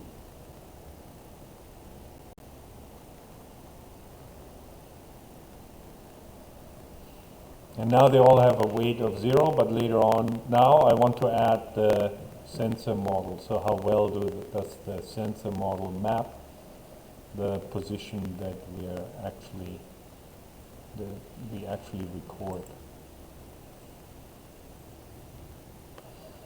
So I need to know a true position for the Santa Claus. So let's say Santa Claus starts in the top, in the center, but we don't know that, right? So Santa Y, Santa X is equal to height minus 0.1, width divided by 2, and height with chimneys is equal to the environment.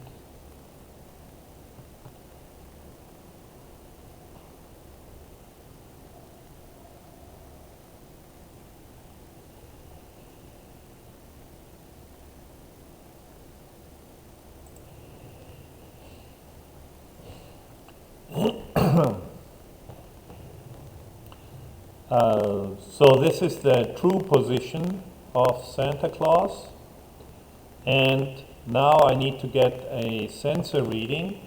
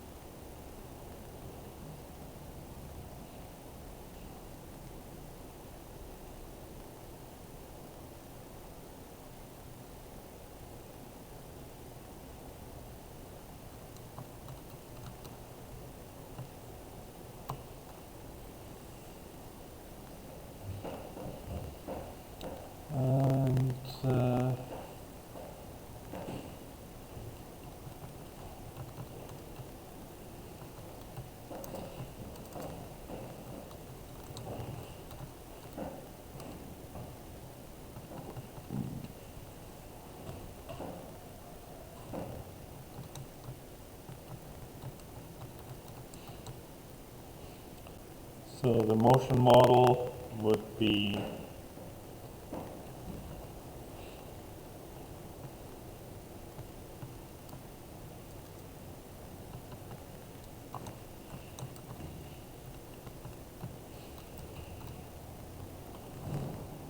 Santa, calm down in this environment.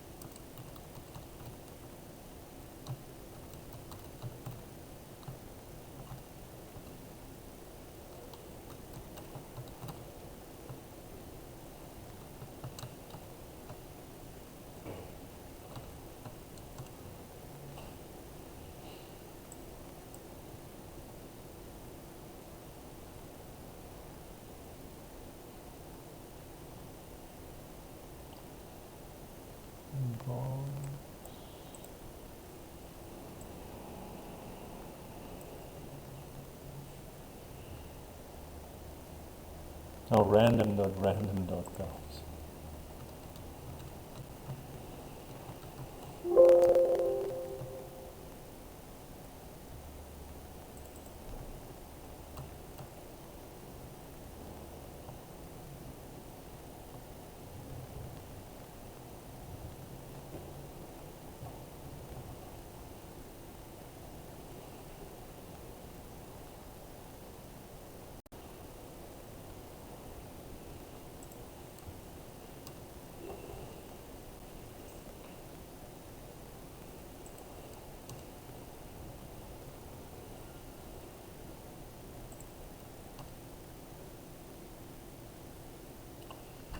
So here's our position for Santa Claus, 14.9, 12.5, and these are the chimneys that he detects. So from that location, he detects one at distance 0.42 and angle 4.6.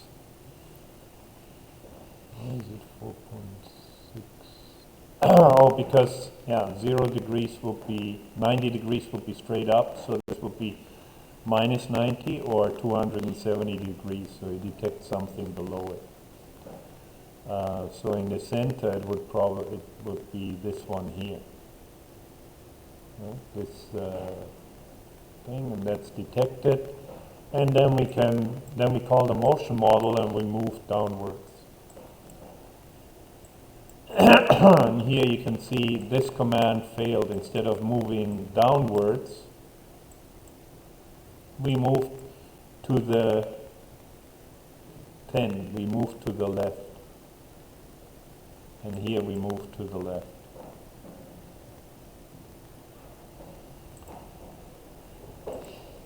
So now, how do I deal with the particles?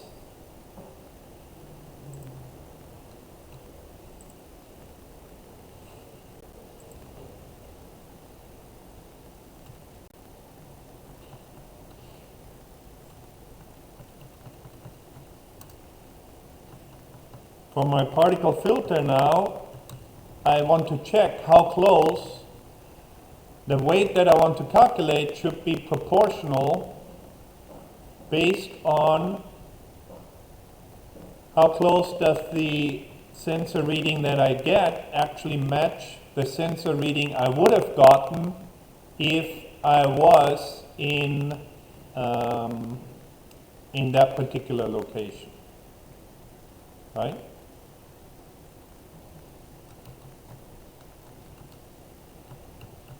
So for our set of particles,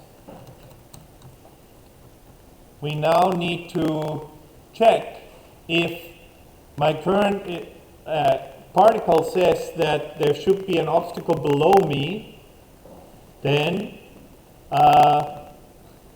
and the sensor returns that value, then the weight of the particle should be increased. If the sensor says there's no particle below me, then I should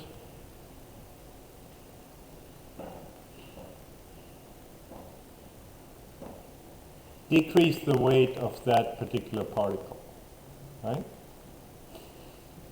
So we need to match, but the problem now is that we may have multiple sensor readings. It's not just a single one, right?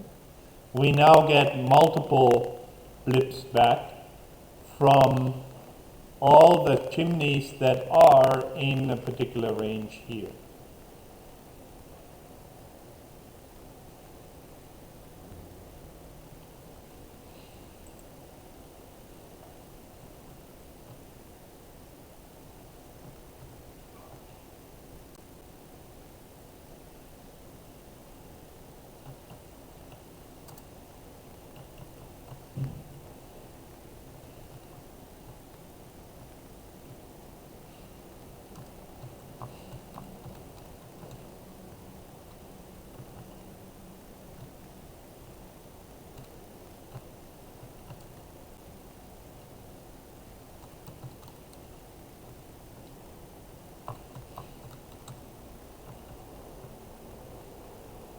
So should we store this all the particle in sensor reading and discard the lowest, the lower part of the particle? The lower part of the particle? Lower sensor reading part. The lower sensor reading, what lower sensor reading part? You just then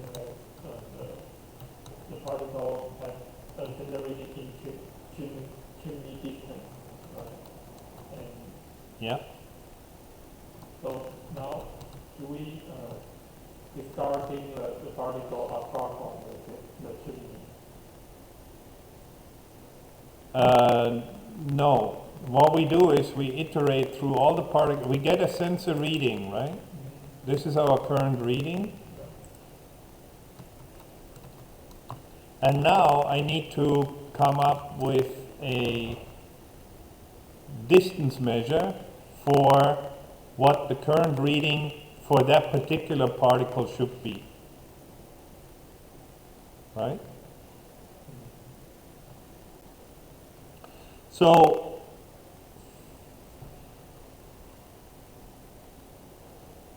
then the way to do that would be to say,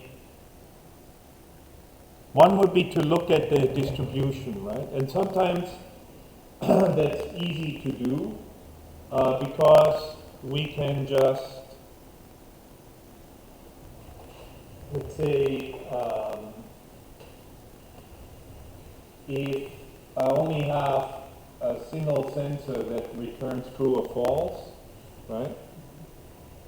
And it has this kind of confusion matrix, then I can calculate very easily what the sensor reading would be for multiple particles. Let's say I have not multiple particles, but multiple sensors like ping. If Santa Claus can measure in 4 directions, for example, right? And I have a very simple model where I say if there is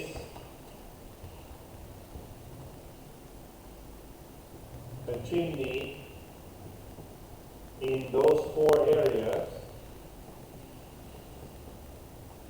right? And the false positive rate would, the true positive rate would be like 0.75, and the false positive would be 0.1, like in our case, right? This kind of confusion matrix. And Santa Claus current position, the reading that I get is chimney and chimney there, right? So I get two chimneys. And now I have a particle. That particle returns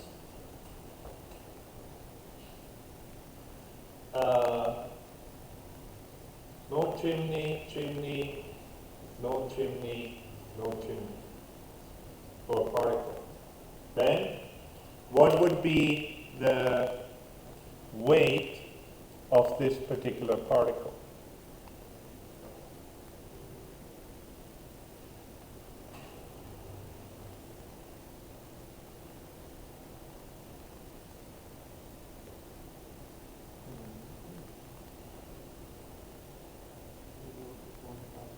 Hmm? 0.25. Why?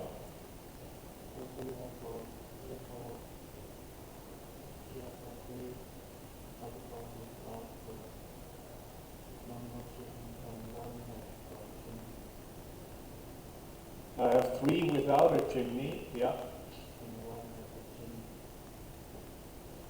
Right, so my environment, right now, Santa Claus is here, and there's a chimney here, and there's a chimney there, right? And actually, there's a chimney here, and there's no chimney there. So I take a sensor reading here, and I get this result, right? Now I have another particle, but the particle thinks it's here. And that particle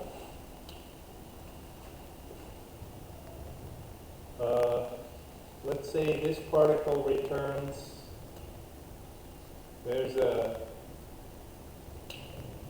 chimney here, and there's a chimney there, right? Then, what will be the probability of that being correct? So this particle now is actually in a location where it's like this. There's a chimney here, and there's a chimney there. And that's a sensor reading that it got.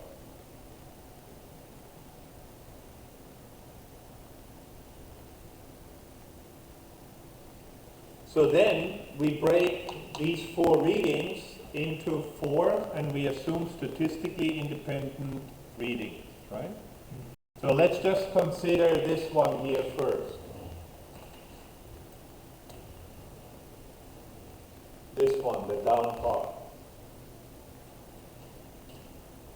What's the probability that that is correct?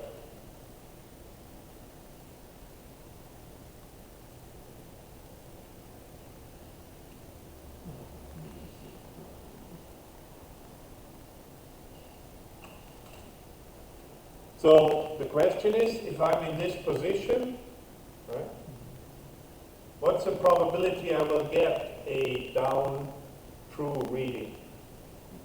0.75. Correct, 0.75. So the weight of that particle should be 0.75. And then,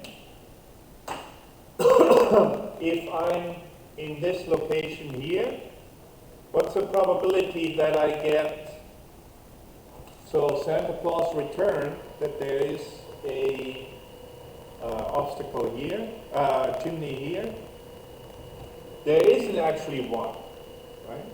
So this is a false positive, which I got from Santa Claus's reading, right? But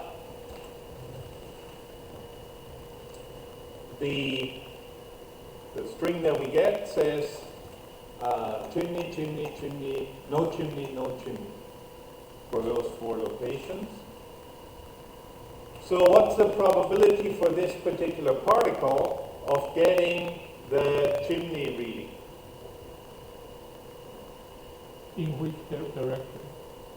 To the right, this one here. Now we're looking at the right. Okay. So we've dealt with this one, right? Now we're dealing with this one here. Only 0.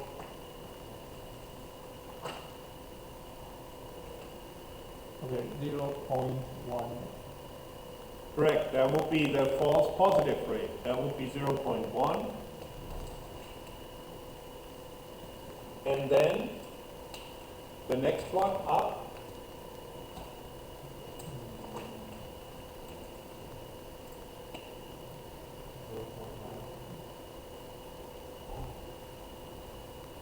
That would be 0.9, and why?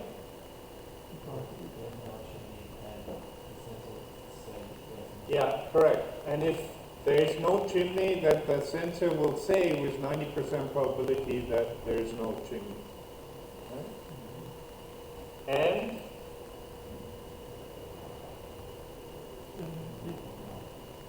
another 0.9. So based on the likelihoods, I can now assign a weight to this particular particle. Oh, Right? So we made the sensor model a lot more complicated.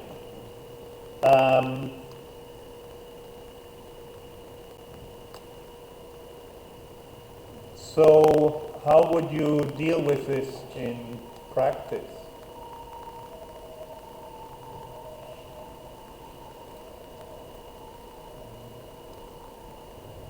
you mean the center particle? The center particle filter, yes.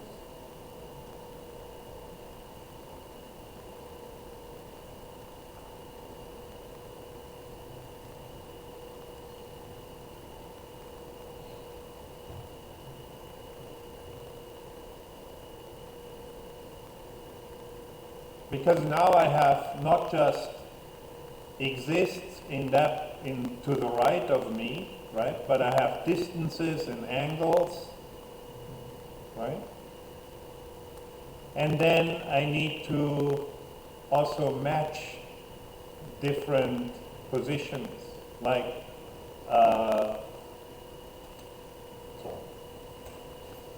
now my sensor readings are not like discretized like that nicely, but they're actually one is here, one is there, one is there, for example, right? And each one of those has an angle and a distance.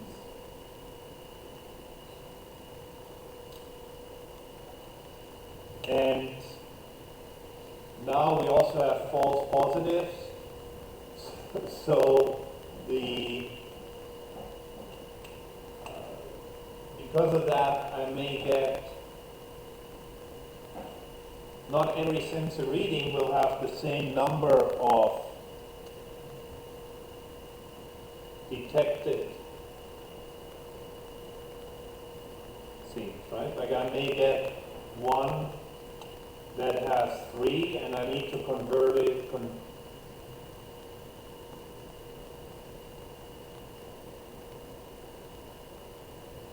compare it to one that has 4 detected chimneys. The number of chimneys could be that are detected by the sensor could be different, right?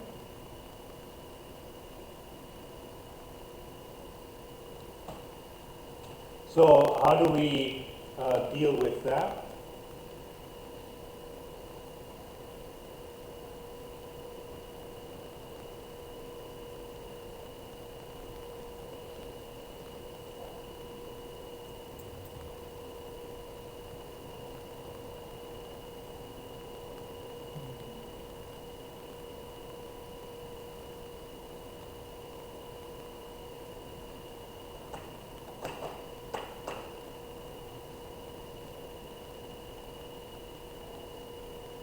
Well, one way to do it would be to use a Monte Carlo approach and actually convert it into this kind of scenario, right?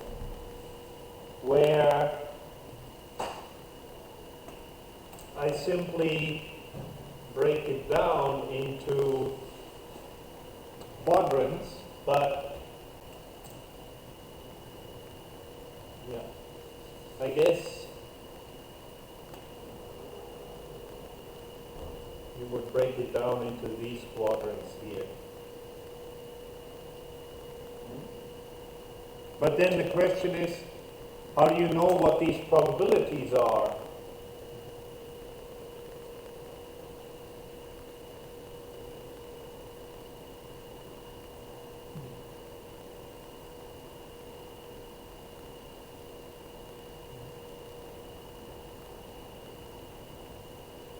So you can do that, then you need to define or you can develop a simulation, and you simply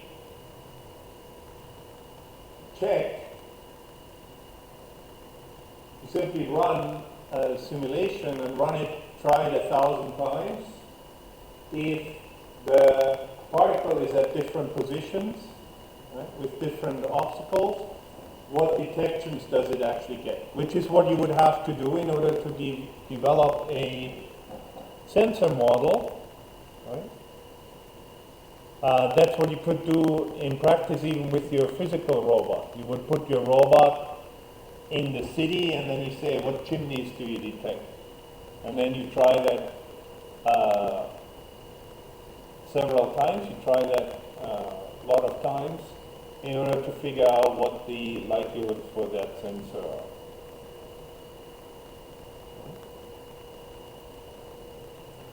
That would work. And you only need to do that once, right? Because this likelihood shouldn't change depending on where the robot is in the environment, where the Santa Claus is in the environment. And we assume that that's constant, because if that changes, then of course all localization becomes impossible. If your sensor always changes what values it returns depending on where you are in the environment, it will be impossible to localize, because you'd have to do way too many tests to figure out what the probabilities are for the various sensor readings.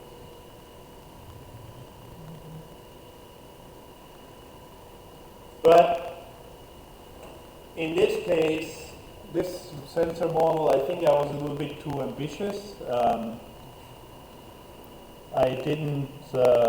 don't want to run the experiments here first. One thing that we could do would be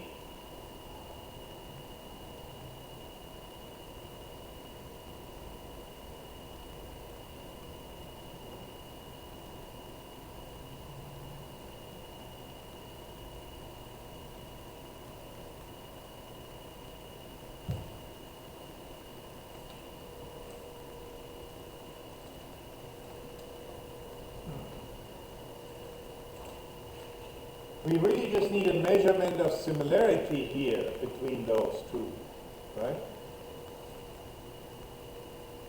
Professor, I have a question.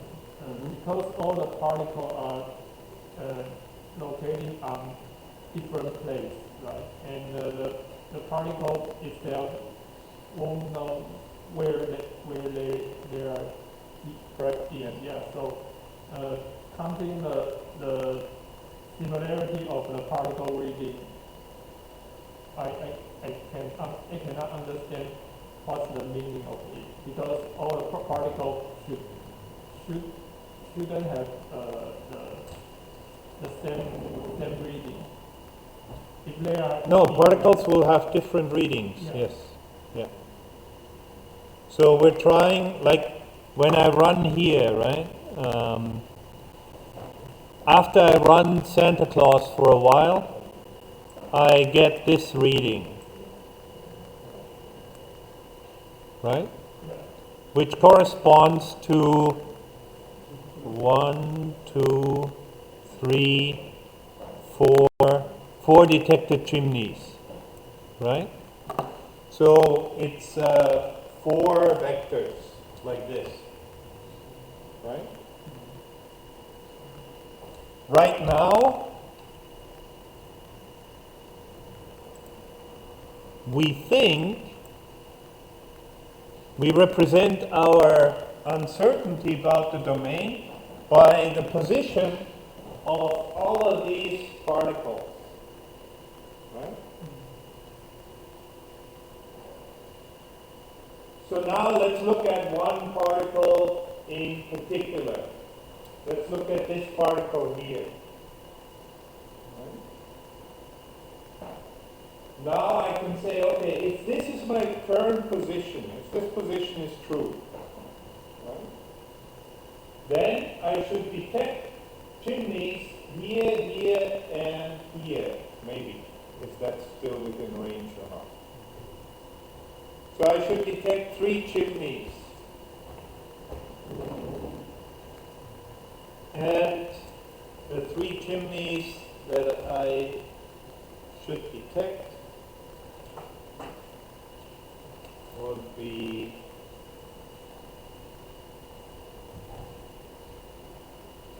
and the other one is to the right. Right?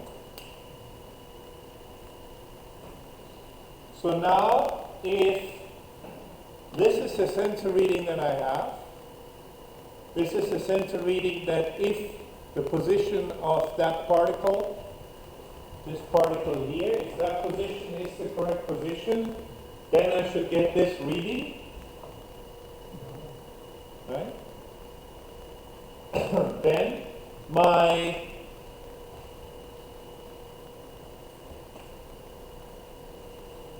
that match is pretty good. Right? So this would be, let's say, a reasonable particle. If this particle is the correct particle, right, then my sensor reading should be all empty. There should be nothing there, right? Assuming that this is bigger than 3. Right? So in that case, the weight of this particle should be much lower than the weight of this particle. Right? So we assign a weight to each one of these particles. When you find the closest weight between your sensor and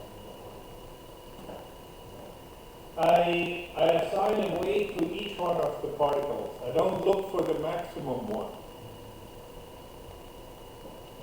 Each one of the particles gets a weight. Then, what I actually calculate will not be a probability because the numbers will not add up to 1. So then I normalize it to make sure that I have a probability that the numbers all scale to 1. And now I have certain particles, let's say these ones here and these ones here that have more weight. And all the other ones have less weight. Some of them have a lot less weight, some of them have a little bit less weight. And then what do?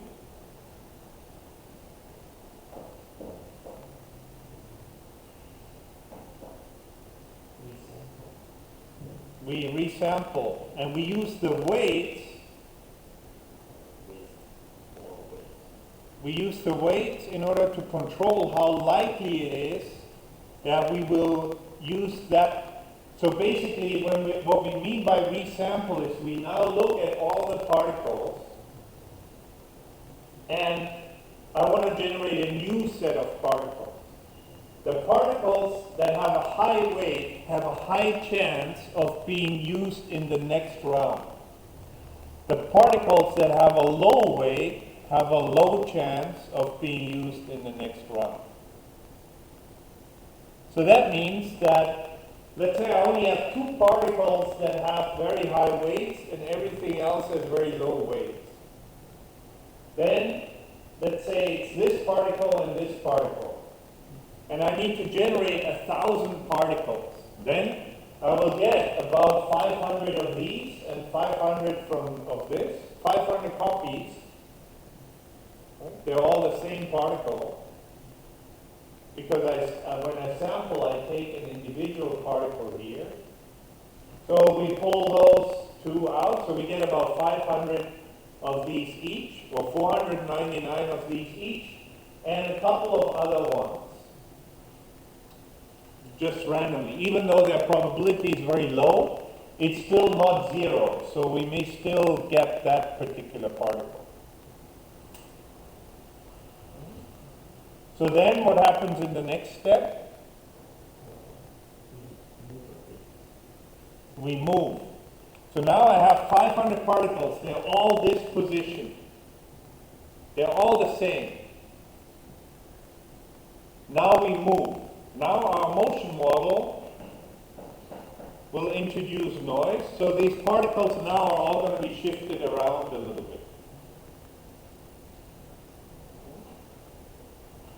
So then we get, let's say I move to the left, and I have this particle and this particle.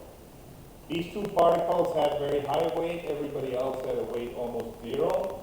Then I will get this particle move here to the left a little bit, so I get a little cloud here. Some of them move 1 unit, most of them move 1 unit to the left, some of them move 2 units. Some of them move up or down instead of to the left.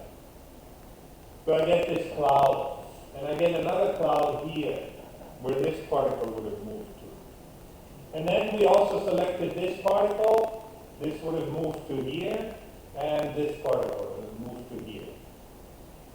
But here it's only one, so that wouldn't be a cloud, there would just be one particle moving.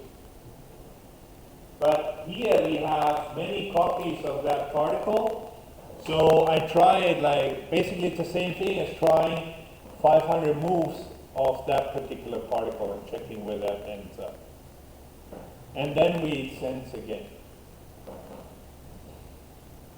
Then we weight, calculate the weight for the particles. After we have the weight for the particles, we resample again, and then things could have changed.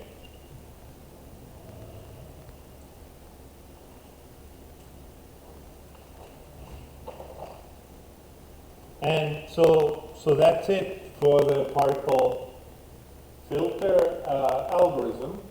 Now, the only sort of tricky part that we have is this similarity measure here.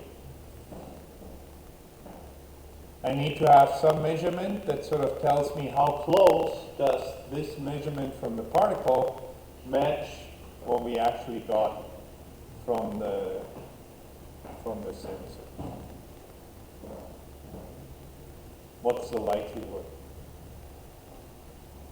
And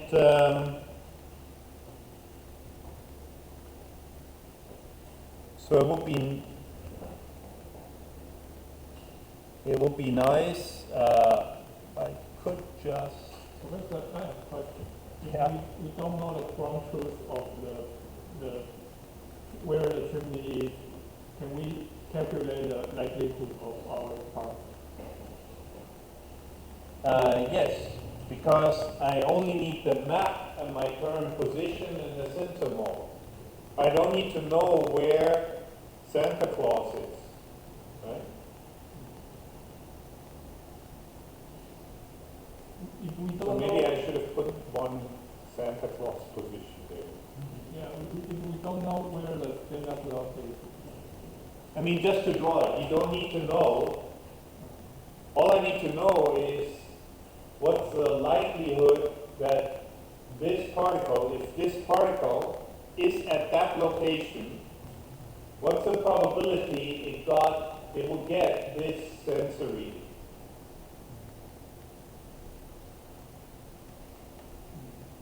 But in order to be able to run the algorithm, I need to know where Santa Claus is because I need to give you the sensor reading. Santa Claus is here somewhere, right? Let's say he's here. So he measures one below and one at 45 degrees. One chimney straight below and one chimney at 45 degrees. Right? So now you have your sensor reading, the blue one. Except you have 4 chimneys that Santa Claus detected. Now they may be true, or they may be ghost sensor readings. Right? That's what the current position. Santa Claus right now looks out. That's what he sees. Now you need to figure out how well does that match the position, the readings that each one of these particles would get if if Santa Claus were at that location.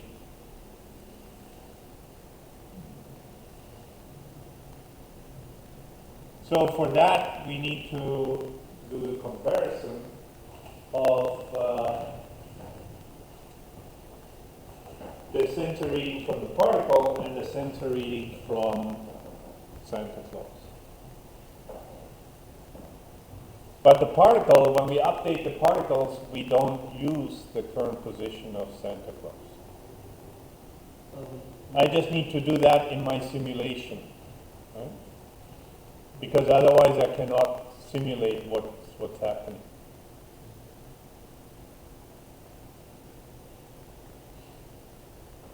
Well, we need to know the position of each particle. Sure, yes.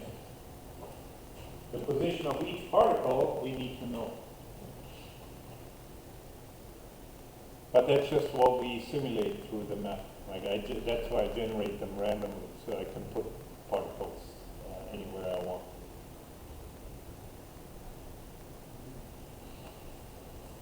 So the algorithm is really very clever. So until next week, when we'll finish with particle filters, think about how you would implement this measurement here.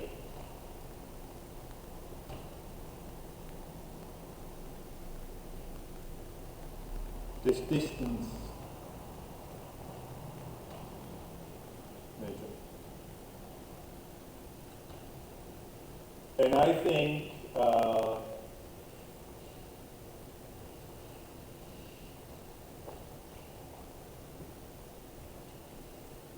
I think what will work would be just the Euclidean distance between what we detect and the closest point, because these are also not sorted, right? So I think I would take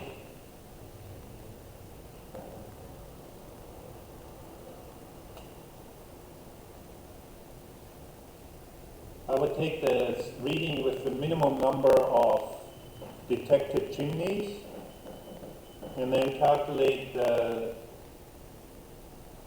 sum of the distances from this one to anywhere here. So this chimney that was detected, the closest one I have here would be this one, for example. Then I would calculate this distance. And this one here would map to there. So then, and then this one here would map to there. And I would take the sum of those distances as my distance metric. That's one possibility. The other one would be to break it down into cells, for example, and actually develop a motion model, a sensor model. So then you put the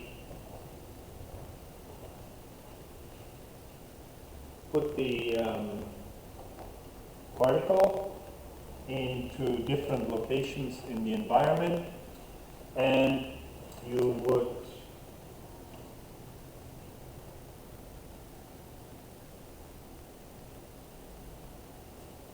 you would just change the sensor and say, instead of detecting this kind of raw reading here, I just break it down into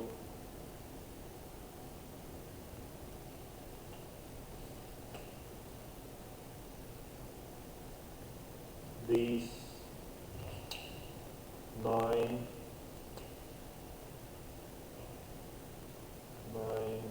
10, 11, 12, 13 cells.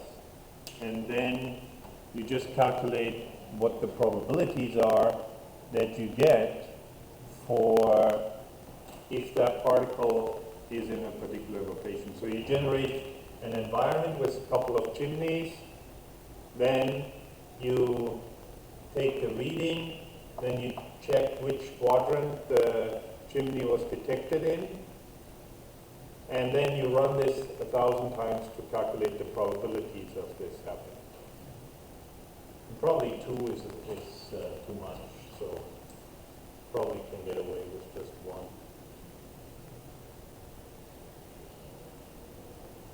So then you just have 9 cells. That would also work. So we can try both versions next time to see which one performs better. Either just the sum of the distances or here a more histogram approach.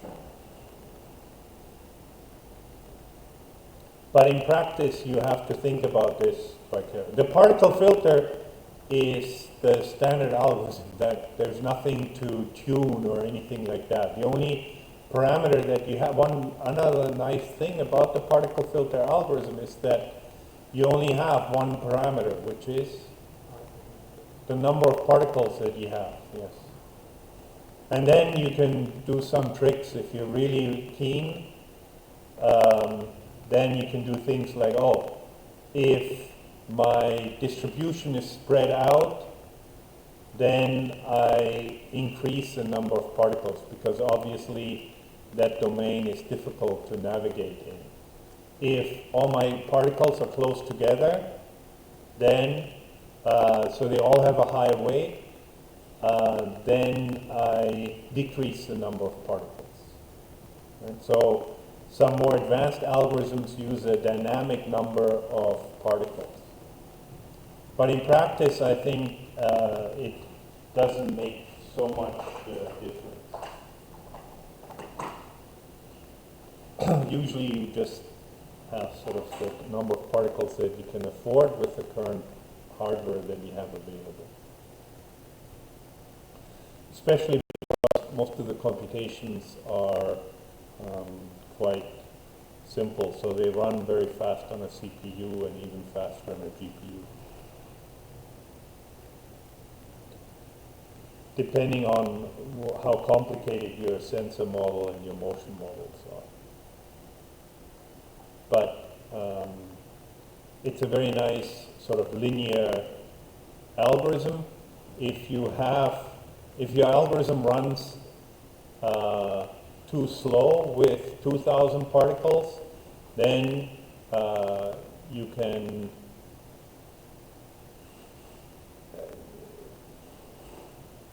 the cumulative way, all of that runs linearly. So then you can reduce it to 1,000. You would expect your algorithm to run almost twice as fast. A little bit less than that. So it's a parameter that's easy to tune to.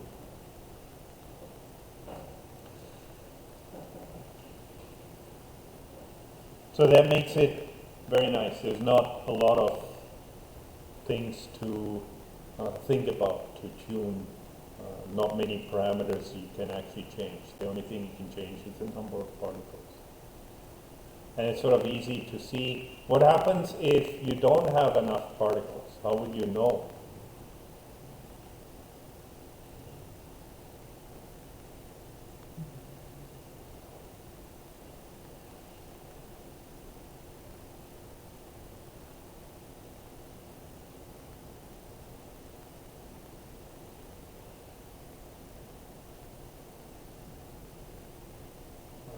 What would be the worst case for the particle filter algorithm? How would you know that it failed?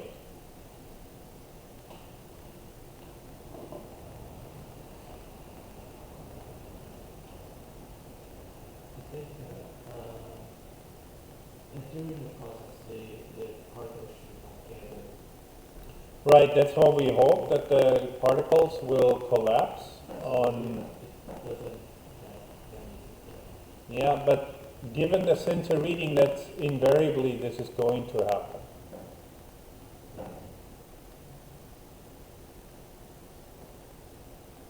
Right? Because you get different sensor readings, so some of them just randomly will be in the right spot. So their weight will be up a little bit, the other ones will be down a little bit. The algorithm would have failed, your particle filter would have failed if this is my distribution of particles, right? And the true location of Santa Claus would be here, right? Because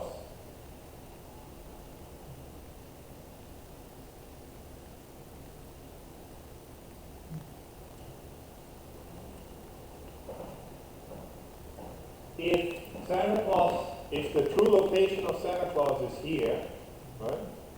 And this is my set of particles, then whatever I measure here, some particles will match, some particles will not match, right? In the next round, I get copies of the existing particles, though. Right? Which means that it's impossible for me to get one particle even that's at the right location where Santa Claus is. So I'll never be able to recover. Now these particles are going to drive around, and unless Santa Claus moves like this, and this particle moves like that, and they just happen to meet all of a sudden, the Santa Claus I will never be able to localize Santa Claus. I'll never get a particle where what I really need is a number of particles in the correct location for Santa Claus, which means that I won't be able to localize it. So in that case, you would know that you don't have enough particles.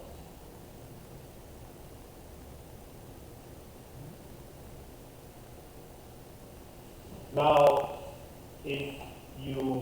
that can still happen even if you have enough particles. If you're unlucky, then Santa Claus, let's say Santa Claus is here.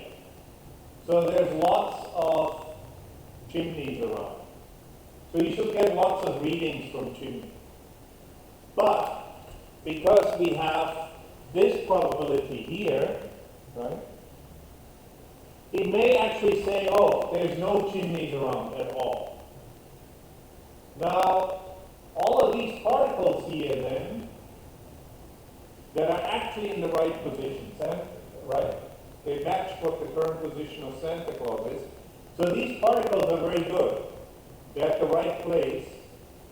But because of the sensor reading that we just happened to get, their weight will be reduced.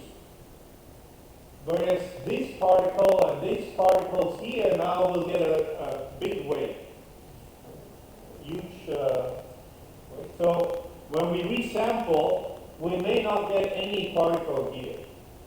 So then we're extremely unlucky. So now the particles that were in the right place actually have died out. And that's something that the more particles you have, the less likely this is that this will actually happen, but it's still possible in theory. So one of the extensions of the standard particle filter algorithm, what we do in practice often is we add, we sample, let's say I have 1,000 particles, so I sample 900 particles based on my weight. And then I do 100 particles just randomly throughout the environment. So in that case, I still have a chance that even if all the particles died out in this region, but it's correct, then maybe I drop in an extra particle there just by adding 100 random positions to it, about 10%. And then we move, and then we get another sensor reading, and then this particle can be, that position can be recovered. So that's a common extension to the particle filter algorithm, because otherwise there is a chance that your particles will die out.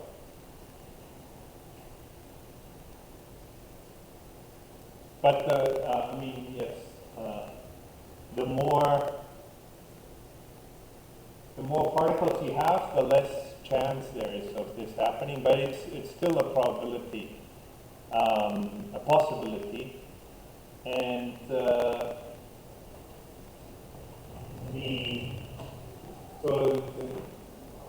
standard approach to that is to have, let's say, 90% of the particles generated based on their weight, drawn based on their weight, and then 10% that you just pick a random position from the environment.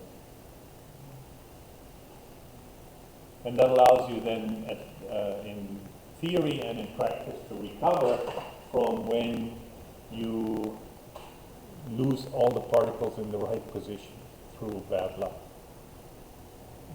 So the particle filter in this case is for navigation, but not for making map creation. The map creation part of SLAM is actually the easier part, because how would we do that?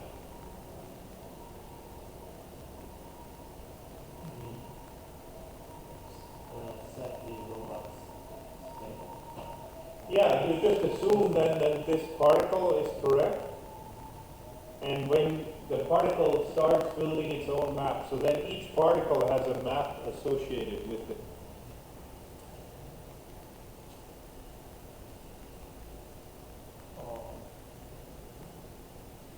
And then you can try and merge different maps if you want to. Or if you need to have one global map, then you take the map that is generated by either the sampling one of the high weight particles or the average of the high weight particles. Because to calculate the position of the robot, position of Santa Claus, now none of these particles is actually going to be at the exact location where Santa Claus is. We'll see it running, or you can have a look at the cell tower SLAM.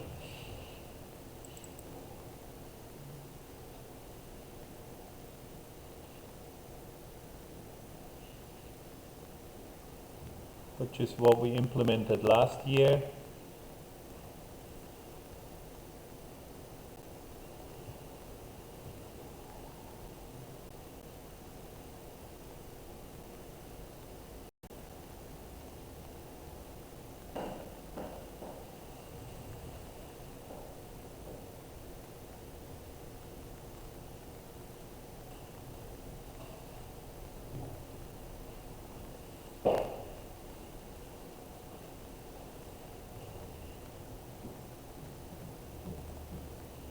So here, this will be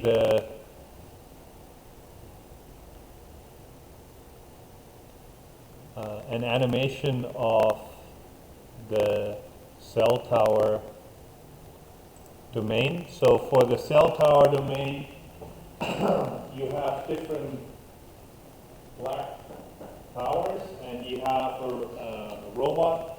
And all you can measure is if it's within range or not. You don't get orientation to it, so you don't know which one is north, right, up, or down. You can only detect how many beacons there are in your neighborhood. So this would be in a city, if you're walking around in the city and the police is trying to catch you, and they can check how many cell towers you logged in. Right, are within range. Then you can actually localize people very accurately, just based on that information. Better than what you would get the uncertainty by just knowing that he's logged into this particular cell here. You can see the number of particles collapse very quickly. The color is the weight of particle. So it goes from blue towards yellow. And as it moves around, initially the particles are spread out, then they collapse very quickly for this particular domain here. And the red path is the true path, the actual path, and this is the position that we estimated. The blue path for the, so you can see that we're pretty well localized. The small motion is different because I can only measure, like from here to there, I can only measure 1 tower, so it's hard to localize much more finely like that. Depends on the number of towers that you have. And so, yes, so the point is here, the position that I have is not actually one particle. It's sort of the density where they all collapse to. So when you calculate a position, we usually take the top end, the heaviest weight particles, and then calculate the average of those in order to get a position for the agent. Because usually there's not a single one particle that matches exactly the position of your robot or Santa Claus or something. So this is also a pretty nice domain. You can look at that domain as well. It's slightly different from the Santa Claus domain. So does this, now anybody with the link can see? Huh? Copied, right? Yeah.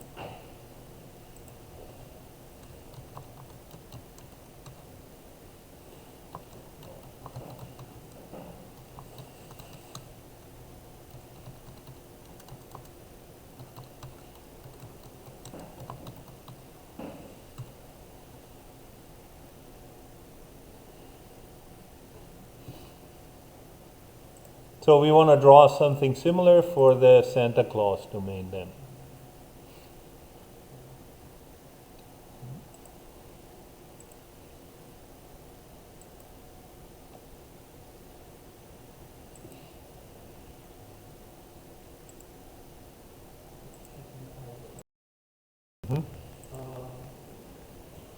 If we want to do this, we have to have the whole map of the chimney. Pardon? If we would want to do this installation, first we have to have the whole map of the distribution of chimney. So Yeah, right now, I don't do the mapping part. I only do the localization part because that's the harder part for SLAM. so if we don't have the whole map, we just have Then you assign a map to each one of the particles. So each one of the particles will build up a map of its environment as it moves along. So this particular problem here is called the kidnapped robot problem because we have a map already and the robot starts in a random location and I need to figure out where the robot is. So that is slightly easier than building a map at the same time as you do your localization. However, the only difference is that here we have a global map, whereas usually you have each one of the particles has its own map associated with it.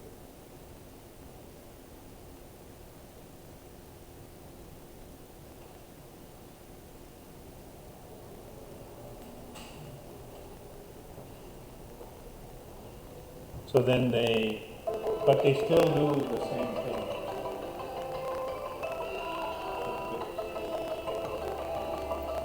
Okay, then that's the end of the class.